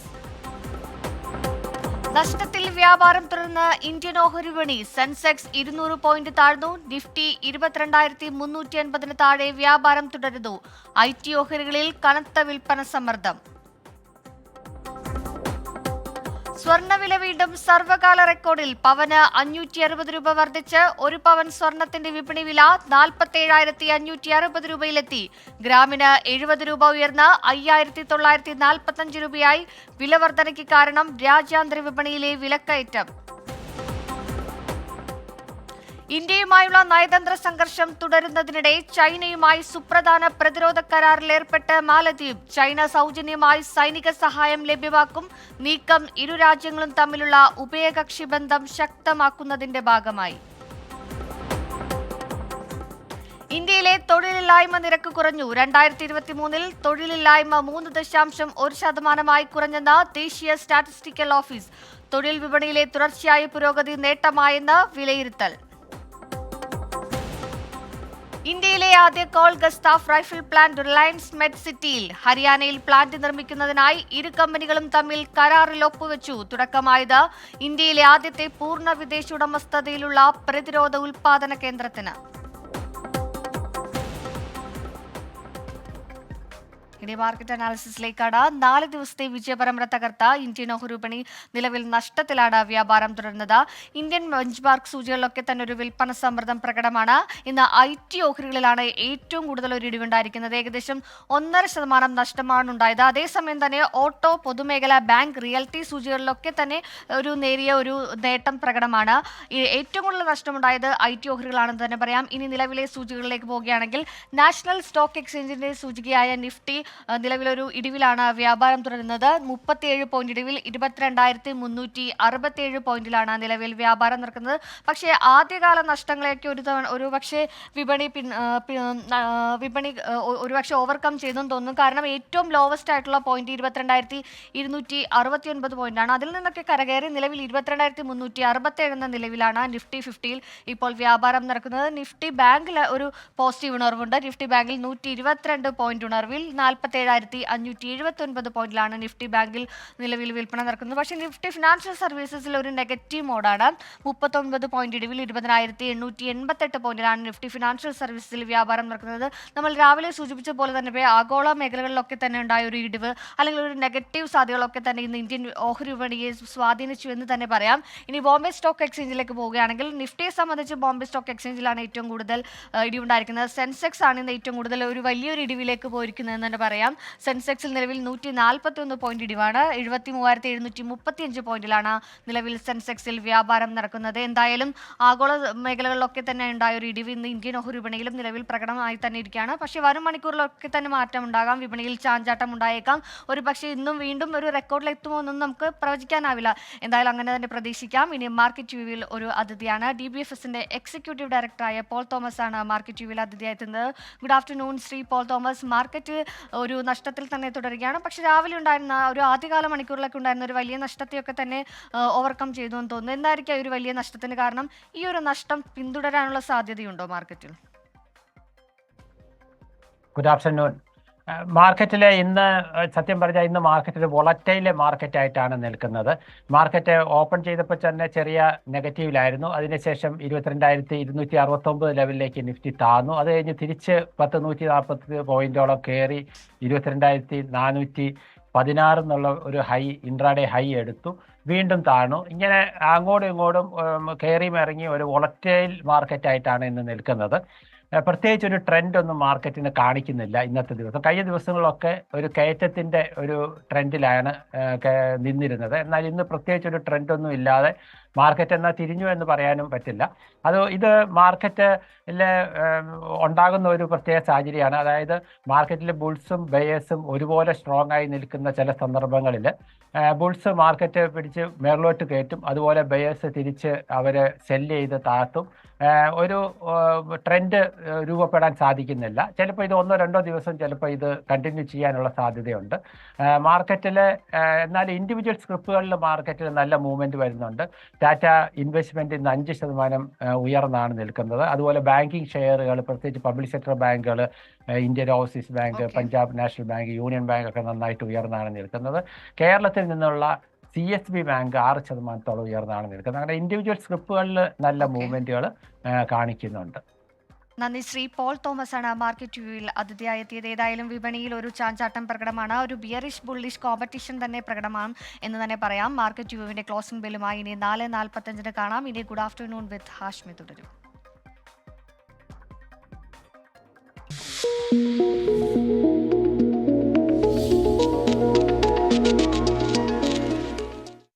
DBFS market view സമർപ്പിക്കുന്നത് DBFS wealth management and non banking finance.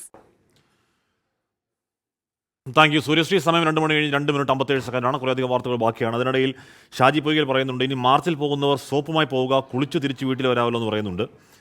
അത് തമാശയല്ല. ഈ പറയുന്ന എന്താണ് വാട്ടർ ഗൺ എന്ന് പറയുന്നത്, അല്ലെങ്കിൽ മറ്റേ വാട്ടർ ക്യാനൺ എന്ന് പറയുന്നത് ജലബീരങ്കി അത്യാവശ്യം നല്ല പവറിൽ അടിക്കുന്ന സാധനമാണ്. അങ്ങനെ തമാശ ഒരു തവണ കൊണ്ടാ പറയില്ല. തേഞ്ഞിപ്പലം കോഹിനൂരിൽ ലോറിക്കടിയിൽപ്പെട്ട് ബൈക്ക് യാത്രക്കാരൻ മരിച്ച സംഭവത്തിൻ്റെ അപകടത്തിൻ്റെ നടുക്കുന്ന ദൃശ്യങ്ങൾ 24-ന്. പാണമ്പ്ര സ്വദേശി കോയപ്പ കള്ളത്തിൽ റഷീദിൻ്റെ മകൻ മുഹമ്മദ് ഷിബിലിയാണ് മരിച്ചത്. ഇന്നലെ വൈകിട്ടായിരുന്നു ദാരുണമായ അപകടം.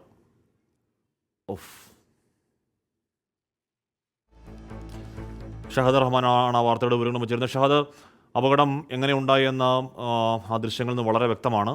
ഏറ്റവും ദാരുണവുമാണ് ആ ദൃശ്യങ്ങൾ. ഷഹദ്. ഹാഷ്മി, ഇന്നലെ വൈകിട്ടാണ് ഇത്തരത്തിലൊരു സംഭവം ഉണ്ടാകുന്നത്. വളരെ വേദന ജനിപ്പിക്കുന്ന ഒരു സംഭവമാണ്. ദേശീയപാത കോഹിനൂരിലാണ് ഇത്തരത്തിൽ ഈ ബൈക്ക് അപകടത്തിൽപ്പെടുന്നത്. പാണമ്പ്ര സ്വദേശി കോയ്പക്കളത്തിൽ റഷീദിന്റെ മകൻ മുഹമ്മദ് ഷിബിലി 19 വയസ്സേ ഉള്ളൂ. ഈ യുവാവാണ് മരിച്ചിട്ടുള്ളത്. ഈ യുവാവിനൊപ്പം ഉണ്ടായിരുന്ന യുവാവിന് നിസാര പരിക്കുകളോടുകൂടി രക്ഷപ്പെടുകയാണ് ചെയ്തിട്ടുള്ളത്. ആ CCTV ദൃശ്യങ്ങൾ, ഇപ്പോൾ നമ്മൾ സ്ക്രീനിൽ കാണിക്കുന്ന CCTV ദൃശ്യങ്ങൾ, അത് വളരെ വേദന ജനിപ്പിക്കുന്നതും ഒപ്പം തന്നെ ഞെട്ടിപ്പിക്കുന്നതുമാണ്. കാരണം റോഡിന് കുറുകെയുള്ള ചെറിയ കമ്പികൾ സ്ഥാപിച്ചിട്ടുണ്ട്, ഡിവൈഡറുകൾ സ്ഥാപിക്കുവാനായി. ഈ കമ്പിയിൽ തട്ടി താഴേക്ക് വീഴുകയായിരുന്നു. അങ്ങനെയാണ് ഈ മരിച്ച മുഹമ്മദ് ഷിബിലിയുടെ ശരീരത്തിലേക്ക് ഇത്തരത്തിൽ ഈ ലോറി തട്ടുന്നത്. തുടർന്ന് തൽക്ഷണം അവിടെ നിന്ന് മരിക്കുകയാണ് ചെയ്തിട്ടുള്ളത് ഷിബിലി എന്നുള്ളതാണ് നമുക്ക് ലഭ്യമായിട്ടുള്ള വിവരം. മൃതദേഹം ഇന്നലെ തന്നെ തിരൂരങ്ങാടി താലൂക്ക് ആശുപത്രിയിലേക്ക് മാറ്റുകയും പിന്നീട് പോസ്റ്റ്മോർട്ടത്തിന് ശേഷം ഈ മൃതദേഹം ബന്ധുക്കൾക്ക് വിട്ടു നൽകുകയും ചെയ്തിട്ടുണ്ട്. എന്തായാലും അതിദാരുണമായ സംഭവം വളരെ വേദന ജനിപ്പിക്കുന്നതാണ്. അതിനെ ഞെട്ടിക്കുന്ന CCTV ദൃശ്യങ്ങളാണ് ഇപ്പോൾ പുറത്തു വന്നിട്ടുള്ളത്. ഹാഷ്മി, ഷിബിലിക്കൊപ്പം ഒരു സഹയാത്രികൻ കൂടി ബൈക്കിൽ ഉണ്ടായിരുന്നോ ഷഹദ്? തീർച്ചയായും മറ്റൊരു യുവാവ് കൂടി ഈ ബൈക്കിൽ ഉണ്ടായിരുന്നു. പക്ഷെ ആ യുവാവിന് കാര്യമായിട്ടുള്ള പരിക്കൊന്നും പറ്റിയില്ല. നേരിയ നിസാര പരിക്കുകളോടുകൂടി ഈ യുവാവ് രക്ഷപ്പെടുകയാണ് ഉണ്ടായിരുന്നത്. തുടർന്നാണ് ആശുപത്രിയിലേക്ക് മാറ്റുകയും മരണം ഉറപ്പിക്കുകയും ചെയ്തിട്ടുണ്ടായിരുന്നത്. ഇതിന്റെ CCTV ദൃശ്യങ്ങൾ സമീപത്തുള്ള കടയിൽ നിന്നും ഇപ്പോൾ പുറത്തു വരികയാണ് ചെയ്തിട്ടുള്ളത്. ആ ഘട്ടത്തിലാണ് ഈ അപകടത്തിന്റെ ഒരു തോത് എത്ര വലുതാണ് എന്ന കാര്യത്തിൽ ഒരു വ്യക്തത വന്നിട്ടുള്ളത്. ഹാഷ്മി, ഇത് ഈ ടാങ്കർ തട്ടി ബൈക്ക് വീഴുന്നതാണോ, അതോ അതിനു മുമ്പ് ബൈക്ക് അവിടെ കിടപ്പുണ്ടോ? CCTV ദൃശ്യങ്ങളിൽ നിന്ന് വ്യക്തമാണോ? അതായത് ഈ ടാങ്കറിന് സൈഡിലൂടെയാണ് ഈ ബൈക്ക് പോയിട്ടുണ്ടായിരുന്നത്. ഈ രണ്ടുപേരും ഈ ബൈക്കിൽ സഞ്ചരിക്കുകയും ചെയ്യുന്നുണ്ടായിരുന്നു. എന്നാൽ ഈ റോഡിന് നടുവിൽ ഈ ഡിവൈഡറുകൾ സ്ഥാപിക്കുന്നതിനായി വെച്ചിട്ടുള്ള ചെറിയ കമ്പികൾ ഉണ്ട്. ഈ കമ്പിയിൽ തട്ടിയാണ് ഈ യുവാക്കൾ മറിഞ്ഞു വീഴുന്നത്. തുടർന്ന് അതിലെ വന്ന ലോറി അതിന്റെ മുകളിലൂടെ കയറുകയായിരുന്നു എന്നുള്ളൊരു കാര്യമാണ്. അത് ലോറി തട്ടി എന്നാണ് ദൃക്സാക്ഷികൾ പറയുന്നത്. ലോറി തട്ടുകയും തൽക്ഷണം ഈ യുവാവ് മരിക്കുകയുമാണ് ചെയ്തിട്ടുള്ളത് എന്നുള്ളൊരു കാര്യമാണ് നിലവിൽ ഇവിടെ നിന്നുമുള്ള ആളുകൾ നമ്മളുമായിട്ട് പങ്കുവെക്കുന്ന വിവരം. ഷഹദ് റഹ്മാനാണ് ആ വാർത്തയുടെ വിവരങ്ങൾ നൽകിയത്. അത്യന്തം ദാരുണമായ അപകടമായിരുന്നു. അത് ദൃശ്യങ്ങളിൽ കൂടി കാണുമ്പോൾ കൂടുതൽ വേദനയും സങ്കടവും ഉണ്ടാക്കുന്ന തൽക്ഷണ മരണത്തിൻ്റെ ദൃശ്യങ്ങളാണ് പ്രേക്ഷകർ കണ്ടത്. പൂക്കോട് വെറ്റിനറി കോളേജിലെ സിദ്ധാർത്ഥന്റെ മരണത്തിൽ വീഴ്ച സംഭവിച്ചിട്ടില്ലെന്ന ഡീനിൻ്റെയും അസിസ്റ്റന്റ് വാർഡന്റെയും വിശദീകരണം തള്ളുന്നു VC. ഇരുവർക്കുമെതിരെ ഇന്ന് നടപടിക്ക് സാധ്യതയുണ്ട്. വിവരമറിഞ്ഞതിന് പിന്നാലെ വിഷയത്തിൽ ഇടപെട്ടെന്നും ഹോസ്റ്റൽ വിദ്യാർത്ഥികളുമായി സംസാരിച്ചെന്നുമായിരുന്നു വിശദീകരണം. സജോ ദേവസ്വരുമായി ചേർന്നു. സജോ, ആ വിശദീകരണം പ്രഥമദൃഷ്ട്യാ നിലനിൽക്കുന്നതല്ല എന്ന് ഈ ദിവസങ്ങളിലെ വാർത്ത ഫോളോ ചെയ്യുന്നവരും ഡീനിൻ്റെ വർത്താനം അല്ലെങ്കിൽ ഇന്നലെ ഡീൻ സംസാരിച്ചത് കേട്ടവർക്കൊക്കെ മനസ്സിലാവുന്നതാണ്. സാമാന്യ ബുദ്ധിയുള്ള ആർക്കും മനസ്സിലാവുന്നതാണ്. സ്വാഭാവികമായും VC അത് മുഖവിലേക്ക് എടുക്കില്ല. വിശദീകരണം അതാണെങ്കിൽ നടപടി എപ്പോഴുണ്ടാകും? സജോ. ഹാഷ്മി, ഇക്കാര്യത്തിൽ ഡീനിനും ഒപ്പം അസിസ്റ്റന്റ് വാർഡനും കുറ്റകരമായ വീഴ്ചയുണ്ടായി, ഒപ്പം കുറ്റകൃത്യം മറച്ചുവെക്കാനുള്ള ശ്രമം ഉണ്ടായി എന്നതാണ് കുടുംബത്തിന്റെയും ഒപ്പം പ്രതിപക്ഷ വിദ്യാർത്ഥി യുവജന സംഘടനകളുടെയും ആരോപണം. ഇക്കാര്യത്തിലാണ് സർവകലാശാല VC ഇവരോട് വിശദീകരണം തേടിയത്. അതിന്റെ വിശദീകരണത്തിൽ പറയുന്നത് ഈ വാർഡൻ, അതായത് ഡീനിന്റെ വിശദീകരണം, വാർഡൻ എന്നത് എപ്പോഴും ഹോസ്റ്റൽ സർവൈലൻസിൽ വെക്കുന്ന ആളല്ല, എപ്പോഴും അവിടെ പോകുന്ന ആളല്ല.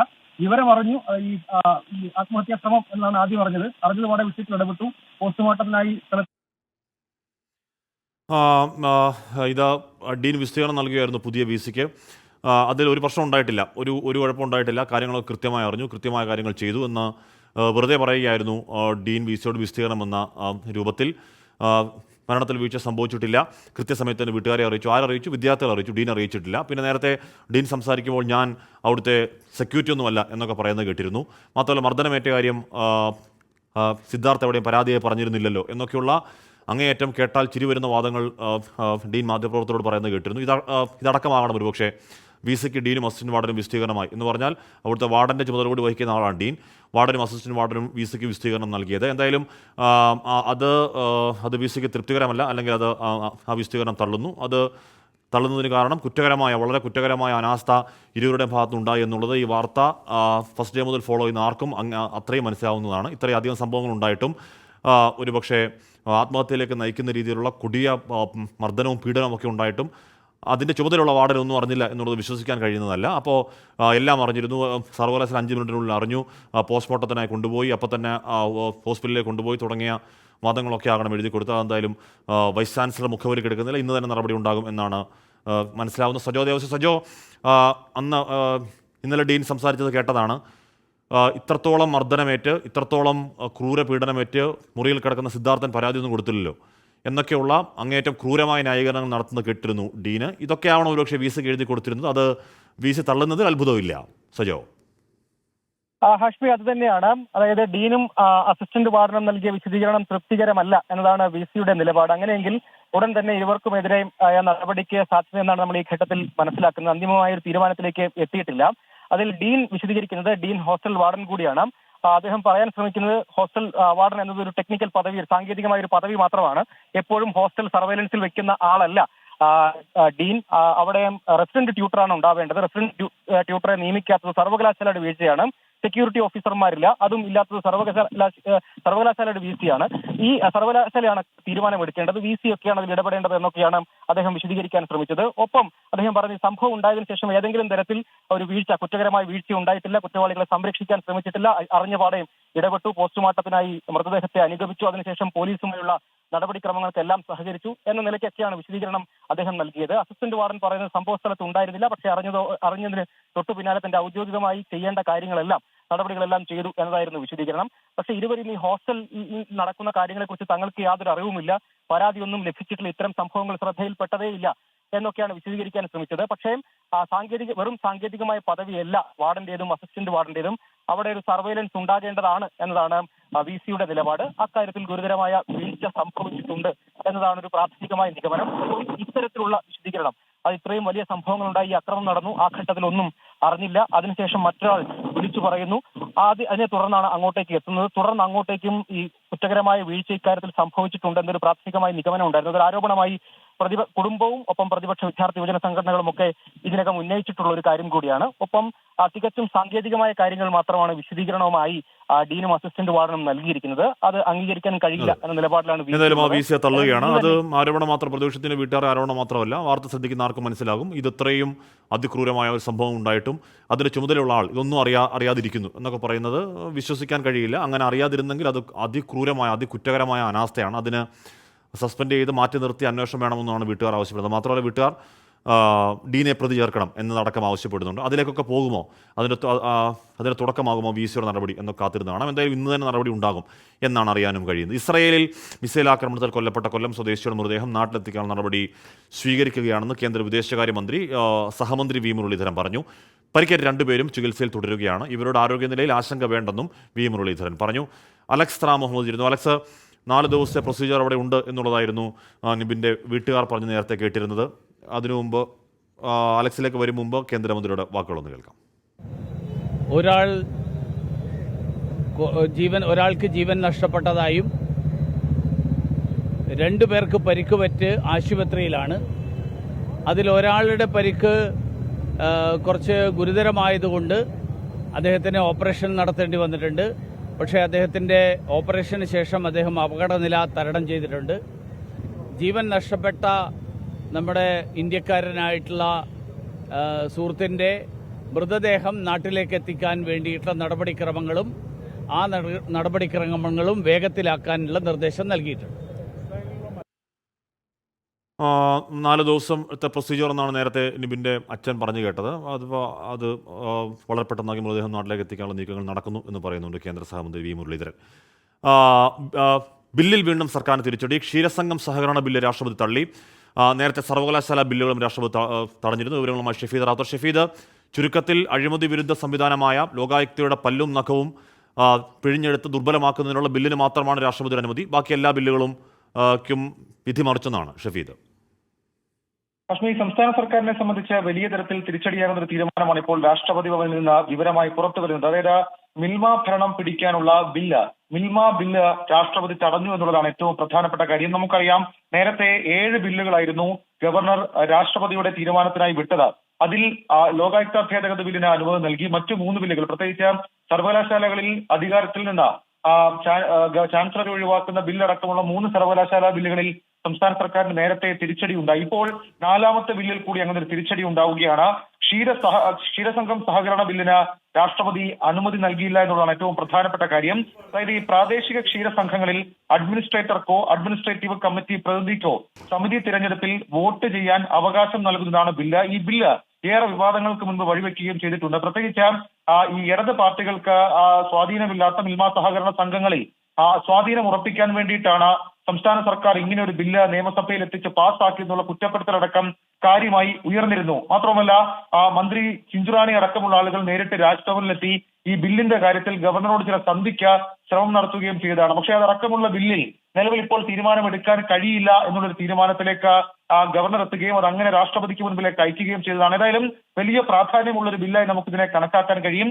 ക്ഷീരസംഘങ്ങളിൽ ഇനി അഡ്മിനിസ്ട്രേറ്റർക്ക് വോട്ട് ചെയ്യാൻ അവകാശം ഉണ്ടാകില്ല. രാഷ്ട്രപതി ഈ ബില്ല് തടഞ്ഞതോടുകൂടി എന്നുള്ള കാര്യം ഏറ്റവും സുപ്രധാനം. നേരത്തെ 58 അഡ്മിനിസ്ട്രേറ്റീവ് കമ്മിറ്റി അംഗങ്ങൾ വോട്ട് ചെയ്തിരുന്നു. തിരുവനന്തപുരം അടക്കമുള്ള പല സ്ഥലങ്ങളിലും വളരെ നിർണായകമായി മാറിയത് ആ വോട്ടുകളാണ് എന്നുള്ള കുറ്റപ്പെടുത്തലടക്കം ഉണ്ടായിരുന്നു. അങ്ങനെ വളരെ പ്രധാനപ്പെട്ട മറ്റൊരു ബില്ല് കൂടി രാഷ്ട്രപതി ഇപ്പോൾ തടഞ്ഞു വെച്ചിരിക്കുന്നു. സംസ്ഥാന സർക്കാരിന്റെ തുടർ നിലപാട് ഇക്കാര്യത്തിൽ നിർണായകമായി മാറുകയും ചെയ്യും. സർക്കാരിനെ സംബന്ധിച്ച് ഒരൊറ്റ ബില്ലിൽ മാത്രം, ലോകായുക്ത ഭേദഗതി നിയമ ബില്ലിൽ മാത്രമാണ് ഏതെങ്കിലും തരത്തിൽ ആശ്വസിക്കാനുള്ള കാര്യമുള്ളത്.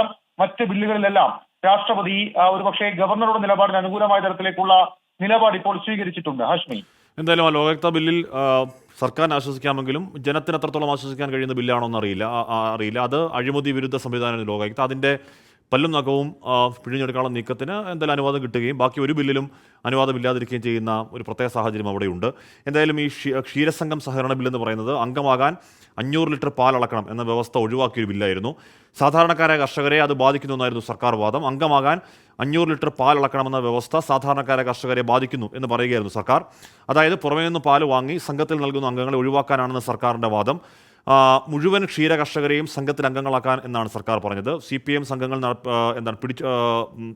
പിടിച്ചെടുക്കാൻ നടത്തുന്ന നീക്കം എന്നാരോപിച്ചാണ് ഗവർണർ ഓർഡിനൻസ് തള്ളിയതും ബില്ല് രാഷ്ട്രപതിക്ക് അയച്ചതും. ഓർഡിനൻസ് ഗവർണർ മടക്കിയപ്പോൾ ബില്ലായി അവതരിപ്പിച്ചത് മന്ത്രി VN വാസവനാണ്. അംഗമാകാൻ മിൽമയിൽ പാൽ നൽകണമെന്ന വ്യവസ്ഥ ഒഴിവാക്കുന്നതായിരുന്നു ആ ബില്ലിന് രക്തചുരുക്കം. എന്തായാലും അതിനും രാഷ്ട്രപതിയുടെ അനുവാദമില്ല. വെൽക്കം ബാക്ക് പ്രിയപ്പെട്ട പ്രേക്ഷകരെ. ഇവിടെ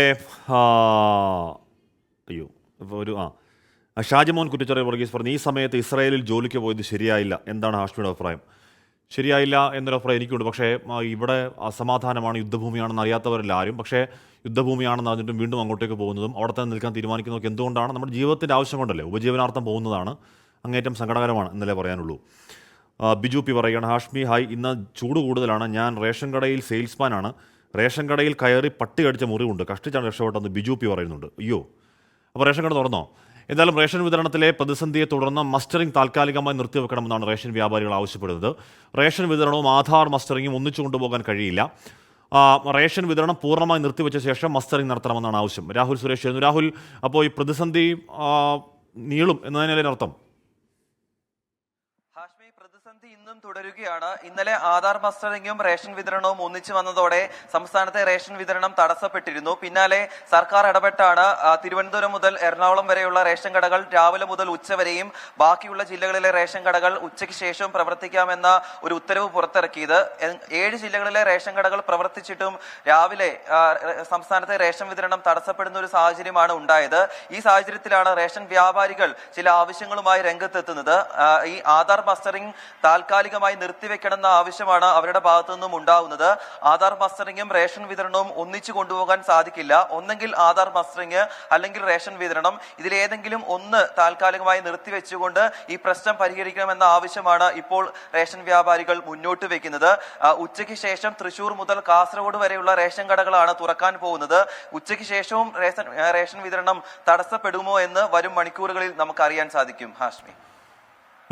രാഹുൽ സുരേഷാണ് വാർത്തയുടെ വിവരങ്ങൾ നൽകിയത്. ഈ പോസ് സംവിധാനം ഇപ്പോഴും ട്രാക്കിലായിട്ടില്ല. അത് എത്ര സമയം കൊണ്ട് റേഷൻ വിതരണം പൂർണ്ണമായ രീതിയിൽ പുനഃസ്ഥാപിക്കാൻ കഴിയുമെന്ന് കാത്തിരുന്ന് തന്നെ കാണണം. ജ്യോതിഷ് മണ്ണാർക്കാട് പറയുകയാണ്, ഹാഷ്മി ബ്രോ, സൂര്യൻ ഇവിടെ കട്ടക്കലിപ്പിലാണ്. പാട്ടുപാടി മഴ പെയ്യിക്കാൻ കഴിയുന്ന ഏതെങ്കിലും ഋഷ്യശൃംഗന്മാർ ആരെങ്കിലും ഉണ്ടെങ്കിൽ ഉടനെ പാലക്കാട്ട് എത്തിക്കണം. ഉച്ചയ്ക്ക് കഴിച്ചതെല്ലാം ഉരുകിത്തീരുന്ന അവസ്ഥയാണ്. പാലക്കാട്ട് മാത്രമല്ല, പത്തനംതിട്ടയിലും കോട്ടയത്തും ഒക്കെ കൂടുതൽ ഋഷ്യശൃംഗന്മാരെ കൂട്ടത്തോടെ എത്തിക്കേണ്ടി വരുന്ന അവസ്ഥയാണെന്ന് തോന്നുന്നു. ലോക്സഭാ തെരഞ്ഞെടുപ്പ് വാർത്തകളിലേക്ക്.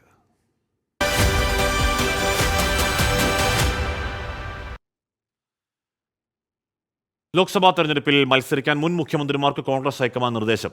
സ്ഥാനാർത്ഥി നിർണയത്തിനായുള്ള കേന്ദ്ര തെരഞ്ഞെടുപ്പ് സമിതിയുടെ യോഗം മറ്റന്നാൾ ആരംഭിക്കും. പാർട്ടി ആവശ്യപ്പെട്ടാൽ ആലപ്പുഴയിൽ മത്സരിക്കാൻ തയ്യാർ എന്ന് കെ സി വേണുഗോപാൽ പറഞ്ഞു. പി ചിദംബരത്തിന്റെ അധ്യക്ഷതയിൽ കോൺഗ്രസ് മാനിഫെസ്റ്റോ കമ്മിറ്റി ഇന്ന് വീണ്ടും യോഗം ചേരും. ലോക്സഭാ തെരഞ്ഞെടുപ്പിൽ മത്സരിക്കണമെന്നാണ് മുൻ മുഖ്യമന്ത്രിമാരായ ഭൂപേഷ് ബാഗേൽ, അശോക് ഗെഹ്ലോട്ട്, കമൽനാഥ് എന്നിവർക്ക് ഹൈക്കമാൻഡ് നൽകിയ നിർദ്ദേശം. രാഷ്ട്രീയ സാഹചര്യം കണക്കിലെടുത്ത് മുതിർന്ന നേതാക്കൾക്ക് തന്നെ സീറ്റ് നൽകാനാണ് നീക്കം.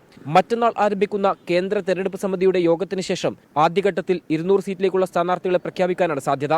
കേരളത്തിന്റെ സ്ഥാനാർത്ഥി പ്രഖ്യാപനവും ആദ്യഘട്ടത്തിൽ ഉണ്ടായേക്കും. പാർട്ടി ആവശ്യപ്പെട്ടാൽ ആലപ്പുഴയിലെ സ്ഥാനാർത്ഥിയാകുമെന്ന് കെ സി വേണുഗോപാൽ. മാനിഫെസ്റ്റോ യോഗത്തിന് ശേഷം പ്രകടന പത്രികയ്ക്ക് അന്തിമ രൂപം നൽകി പ്രവർത്തക സമിതിക്ക് കൈമാറും. ജർമ്മൻ മോഡൽ വിദ്യാഭ്യാസ അപ്രന്റീസ്ഷിപ്പ്, കർഷക വോട്ടുകളെ ഉന്നം വെച്ച് താങ്ങുവിലയിൽ നിയമപരമായ ഉറപ്പ്, ജാതി സെൻസസ്, ചോദ്യപേപ്പർ ചോർന്നാൽ ഉദ്യോഗാർത്ഥികൾക്ക് നഷ്ടപരിഹാരം എന്നിവയാകും കോൺഗ്രസിന്റെ പ്രധാന വാഗ്ദാനം. 24 ഡൽഹി. എന്താണ് ക്രൈസ്തവ വോട്ടുകളുടെയും എല്ലാ വിഭാഗം ജനങ്ങളുടെയും പിന്തുണ കിട്ടുമെന്ന് പത്തനംതിട്ടയിലെ BJP സ്ഥാനാർത്ഥി അനിൽ കെ ആന്റണി. BJP ഒരു പ്രത്യേക വിഭാഗത്തിന്റെ പാർട്ടി അല്ലെന്നും അനിൽ ആന്റണി പറയുന്നു. ക്രിസ്തുമത വിശ്വാസികൾ ഇത്തവണ BJPക്ക് വോട്ട് ചെയ്യുമെന്ന് PC ജോർജിന്റെ വിമർശനങ്ങളോട് യോജിക്കുന്നില്ലെന്ന് BJP നേതാവ് അൽഫോൺസ് കണ്ണന്താനോ വ്യക്തമാക്കി. അത് സ്വാഭാവികമായി ഞാനൊരു അവർക്ക് ക്രിസ്ത്യൻ എന്ന നിലയിലുള്ള ഒരു പ്രത്യേക ഇതായിരുന്നു. കാരണം ഞാൻ വളരെ ഡയറക്റ്റ് ബന്ധമാണ്, അതുകൊണ്ടുള്ള മൂവ്മെൻ്റ് ആയിരുന്നു. പക്ഷേ ആ മൂവ്മെൻറ്റിന് ഒരു ചെറിയ തടസ്സം ഉണ്ടായിട്ടുണ്ട്. ഞാൻ ഈ കള്ളം പറഞ്ഞ പാരമ്പര്യമൊന്നും എനിക്കില്ല. മൂവ്മെൻറ്റിന് ചെറിയ തടസ്സമുണ്ട്. PC ജോർജ് ഇപ്പറഞ്ഞതിനെ പൂർണ്ണമായി തള്ളുകയാണ് BJP സ്ഥാനാർത്ഥി അനിൽ കെ ആന്റണി. BJP ക്രൈസ്തവരുടെ മാത്രം പാർട്ടിയല്ലെന്നും രാജ്യത്തെ 140 കോടി ജനങ്ങളുടെ പാർട്ടിയാണെന്നും അനിൽ കെ ആന്റണി. നമുക്കങ്ങനെ ഏതെങ്കിലും പ്രത്യേക മതത്തിൻ്റെയോ ജാതിയുടെയോ ഒരു പാർട്ടിയല്ല ഭാരതീയ ജനതാ പാർട്ടി. നമ്മൾ ഇന്ത്യയിലെ 140 കോടി ജനങ്ങളെയും റെപ്രസെൻ്റ് ചെയ്യുന്ന ഒരു ദേശീയ പാർട്ടിയാണ്. ഇവിടെ എല്ലാ ജനവിഭാഗങ്ങളുമായിട്ട് നമ്മൾ ഇൻ്ററാക്ട് ചെയ്യും. എല്ലാ വിഭാഗങ്ങളുടെയും വോട്ടോടെയാണ് നമ്മുടെ ഓരോ സ്ഥാനാർത്ഥിയും ജയിക്കാൻ പോകുന്നത്. നല്ല ഭൂരിപക്ഷത്തോടെ ഞാനിവിടെ ജയിക്കും. PC ജോർജിന്റെ വിമർശനങ്ങളോട് യോജിക്കുന്നില്ല എന്നായിരുന്നു BJP നേതാവും മുൻ കേന്ദ്രമന്ത്രിയുമായ അൽഫോൺസ് കണ്ണന്താനത്തിന്റെ നിലപാട്. എല്ലാ കാര്യങ്ങളും വിശദമായി പഠിച്ചിട്ടാണ് അവർ സ്ഥാനാർത്ഥിയെ അവർ നിർത്തുന്നത്. അതുകൊണ്ട് AK ആന്റണിയുടെ മകൻ ആയ അനിൽ ആന്റണിയും മലയാളിയല്ല, കേരളത്തുകാരനല്ല, ഇവിടെ ഒരു ബന്ധവും ഇല്ല എന്നൊക്കെ പറഞ്ഞാൽ അതിനോടൊക്കെ എനിക്ക് യോജിക്കാൻ പറ്റിയല്ല. അനിൽ കെ ആന്റണി പത്തനംതിട്ടയിൽ മികച്ച സ്ഥാനാർത്ഥിയാണെന്നും താൻ ഈ തെരഞ്ഞെടുപ്പിൽ മത്സരിക്കുന്നില്ല എന്ന കാര്യം നേതൃത്വത്തെ അറിയിച്ചിരുന്നുവെന്നും അൽഫോൺസ് കണ്ണന്താനം വ്യക്തമാക്കി. ഡൽഹിയിൽ നിന്നും നിതിൻ അംബുജനൊപ്പം ശ്രീജിത് ശ്രീകുമാരൻ, 24 പത്തനംതിട്ട. അതേസമയം PC ജോർജ് അപ്രസക്തനെന്ന് SNDP യോഗം ജനറൽ സെക്രട്ടറി വെള്ളാപ്പള്ളി നടേശൻ. ആർക്കും വേണ്ടാതായതുകൊണ്ടാണ് ജനപക്ഷം BJP ലയിച്ചത്. SNDPക്ക് രാഷ്ട്രീയ നിലപാടില്ലെന്നും മതനേതാക്കൾ പറഞ്ഞാൽ വോട്ട് ചെയ്യുന്ന കാലം കഴിഞ്ഞെന്നും വെള്ളാപ്പള്ളി പറയുന്നു. അപ്രസക്തന് പ്രസക്തനാക്കാനാണ് നിങ്ങൾ നോക്കേണ്ടത്. ഓരോരുത്തർക്ക് അർഹതപ്പെട്ടിട്ടുണ്ട്, അർഹതപ്പെടാത്തതുണ്ട്. ചുമ്മാ ഇരുന്ന് തവള വീർക്കണ പോലെ ആരും വീർത്തിട്ട് കാര്യമില്ല. വീർത്ത വയറ് പൊട്ടണമല്ലാതെ ഒരു റിസൾട്ടും ഉണ്ടാകില്ല. ഷീബ ചോദിക്കുന്നുണ്ട്, ഈ ചൂടുകാലത്ത് മസ്റ്ററിങ് മാറ്റിവെച്ചുകൂടെ ചോദിക്കുന്നുണ്ട്. പക്ഷേ മസ്റ്ററിങ് മസ്റ്റാണെന്നാണല്ലോ പറയുന്നത്. പക്ഷേ ഷീബ പറയുന്ന പോലെ ചൂടുകാലം കഴിഞ്ഞ് ആലോചിക്കാവുന്നതാണ്. അപ്പോൾ അതുവരെ റേഷൻ വിതരണം പ്രശ്നമില്ലാതെ പോവുകയും ചെയ്യുമല്ലോ. വർഷിപ്പ് ചോദിക്കുന്ന ചൂട് കൂടുന്ന 8 ജില്ലകളുടെ പേരെന്ന് പറയുന്നുണ്ട്. അത് 1 കൊല്ലം, 2 കോട്ടയം, 3 തൃശ്ശൂർ, 4 പാലക്കാട്, പിന്നെ പത്തനംതിട്ടയുണ്ട്, ആലപ്പുഴ, കണ്ണൂർ, കാസർഗോഡ്. 8 കൊല്ലം, കോട്ടയം, തൃശ്ശൂർ, പാലക്കാട്, പത്തനംതിട്ട, ആലപ്പുഴ, കണ്ണൂർ, കാസർഗോഡ്. ഓക്കെ. അപ്പോൾ അത്രയും ജില്ലകളിൽ ചൂട് കൂടുകയാണ് എന്ന് പറഞ്ഞാൽ ചുമ്മാ ഒന്നുമല്ല. അതിൽ കൊല്ലം, കോട്ടയം, തൃശ്ശൂർ, പാലക്കാട് എന്നീ ജില്ലകളിൽ 38 ഡിഗ്രി സെൽഷ്യസ് വരെയാണ് പ്രേക്ഷകർ സൂക്ഷിക്കുക. ഒരുപാട് വെള്ളം കുടിക്കുക. വെൽക്കം ബാക്ക് പ്രിയപ്പെട്ട പ്രേക്ഷകരെ. മുൻ നിയമ സെക്രട്ടറി V ഹരിനായർ സംസ്ഥാന മുഖ്യ വിവരാവകാശ കമ്മീഷണറായി ചുമതലയിൽ സത്യപ്രതിജ്ഞ ചെയ്തു. രാജ്ഭവനിലെ പ്രത്യേക വേദിയിൽ ഗവർണർ ആരിഫ് മുഹമ്മദ് ഖാൻ, മുഖ്യമന്ത്രി പിണറായി വിജയൻ എന്നിവരുടെ സാന്നിധ്യത്തിലായിരുന്നു ചടങ്ങ്. കഴിഞ്ഞ ജൂലൈയിലാണ് വി ഹരിനായർ നിയമ സെക്രട്ടറി സ്ഥാനത്ത് നിന്ന് വിരമിച്ചത്. തിരുവനന്തപുരം സ്വദേശിയായ ഹരിനായർ 95 മുതലാണ് കേരള ജുഡീഷ്യൽ സർവീസിൽ പ്രവേശിച്ചത്. പത്തനംതിട്ട മുനിസിപ്പായിട്ടാണ് ആദ്യ നിയമനം. ജുഡീഷ്യൽ സർവീസിൽ നിരവധി ചുമതലകൾ വഹിച്ച ശേഷം 2021 നിയമ സെക്രട്ടറിയുടെ പദവിയിലേക്ക് എത്തുന്നത്. LICയുടെ ലാഭവിഹിതം ചെയർപേഴ്സൺ സിദ്ധാർത്ഥ് മോഹന്തി ധനകാര്യമന്ത്രി നിർമ്മല സീതാരാമന് കൈമാറി. 2441.44 കോടിയുടെ ചെക്കാണ് കൈമാറിയത്. LIC northern zonal manager JPS Bajaj, doctor Vivek Joshi, MP ടംഹിറാല തുടങ്ങിയവർ ചടങ്ങിൽ പങ്കെടുത്തു. ഗുജറാത്ത് ഗാന്ധിനഗറിലെ ഗിഫ്റ്റ് സിറ്റിയിൽ ആരംഭിച്ച LIC ഇന്റർനാഷണൽ ബിസിനസ് സെന്റർ ഉദ്ഘാടനവും നടന്നു. ഇപ്പോഴത്തെ കാലാവസ്ഥ സമർപ്പിക്കുന്നത് Berger paints 100 years of trust.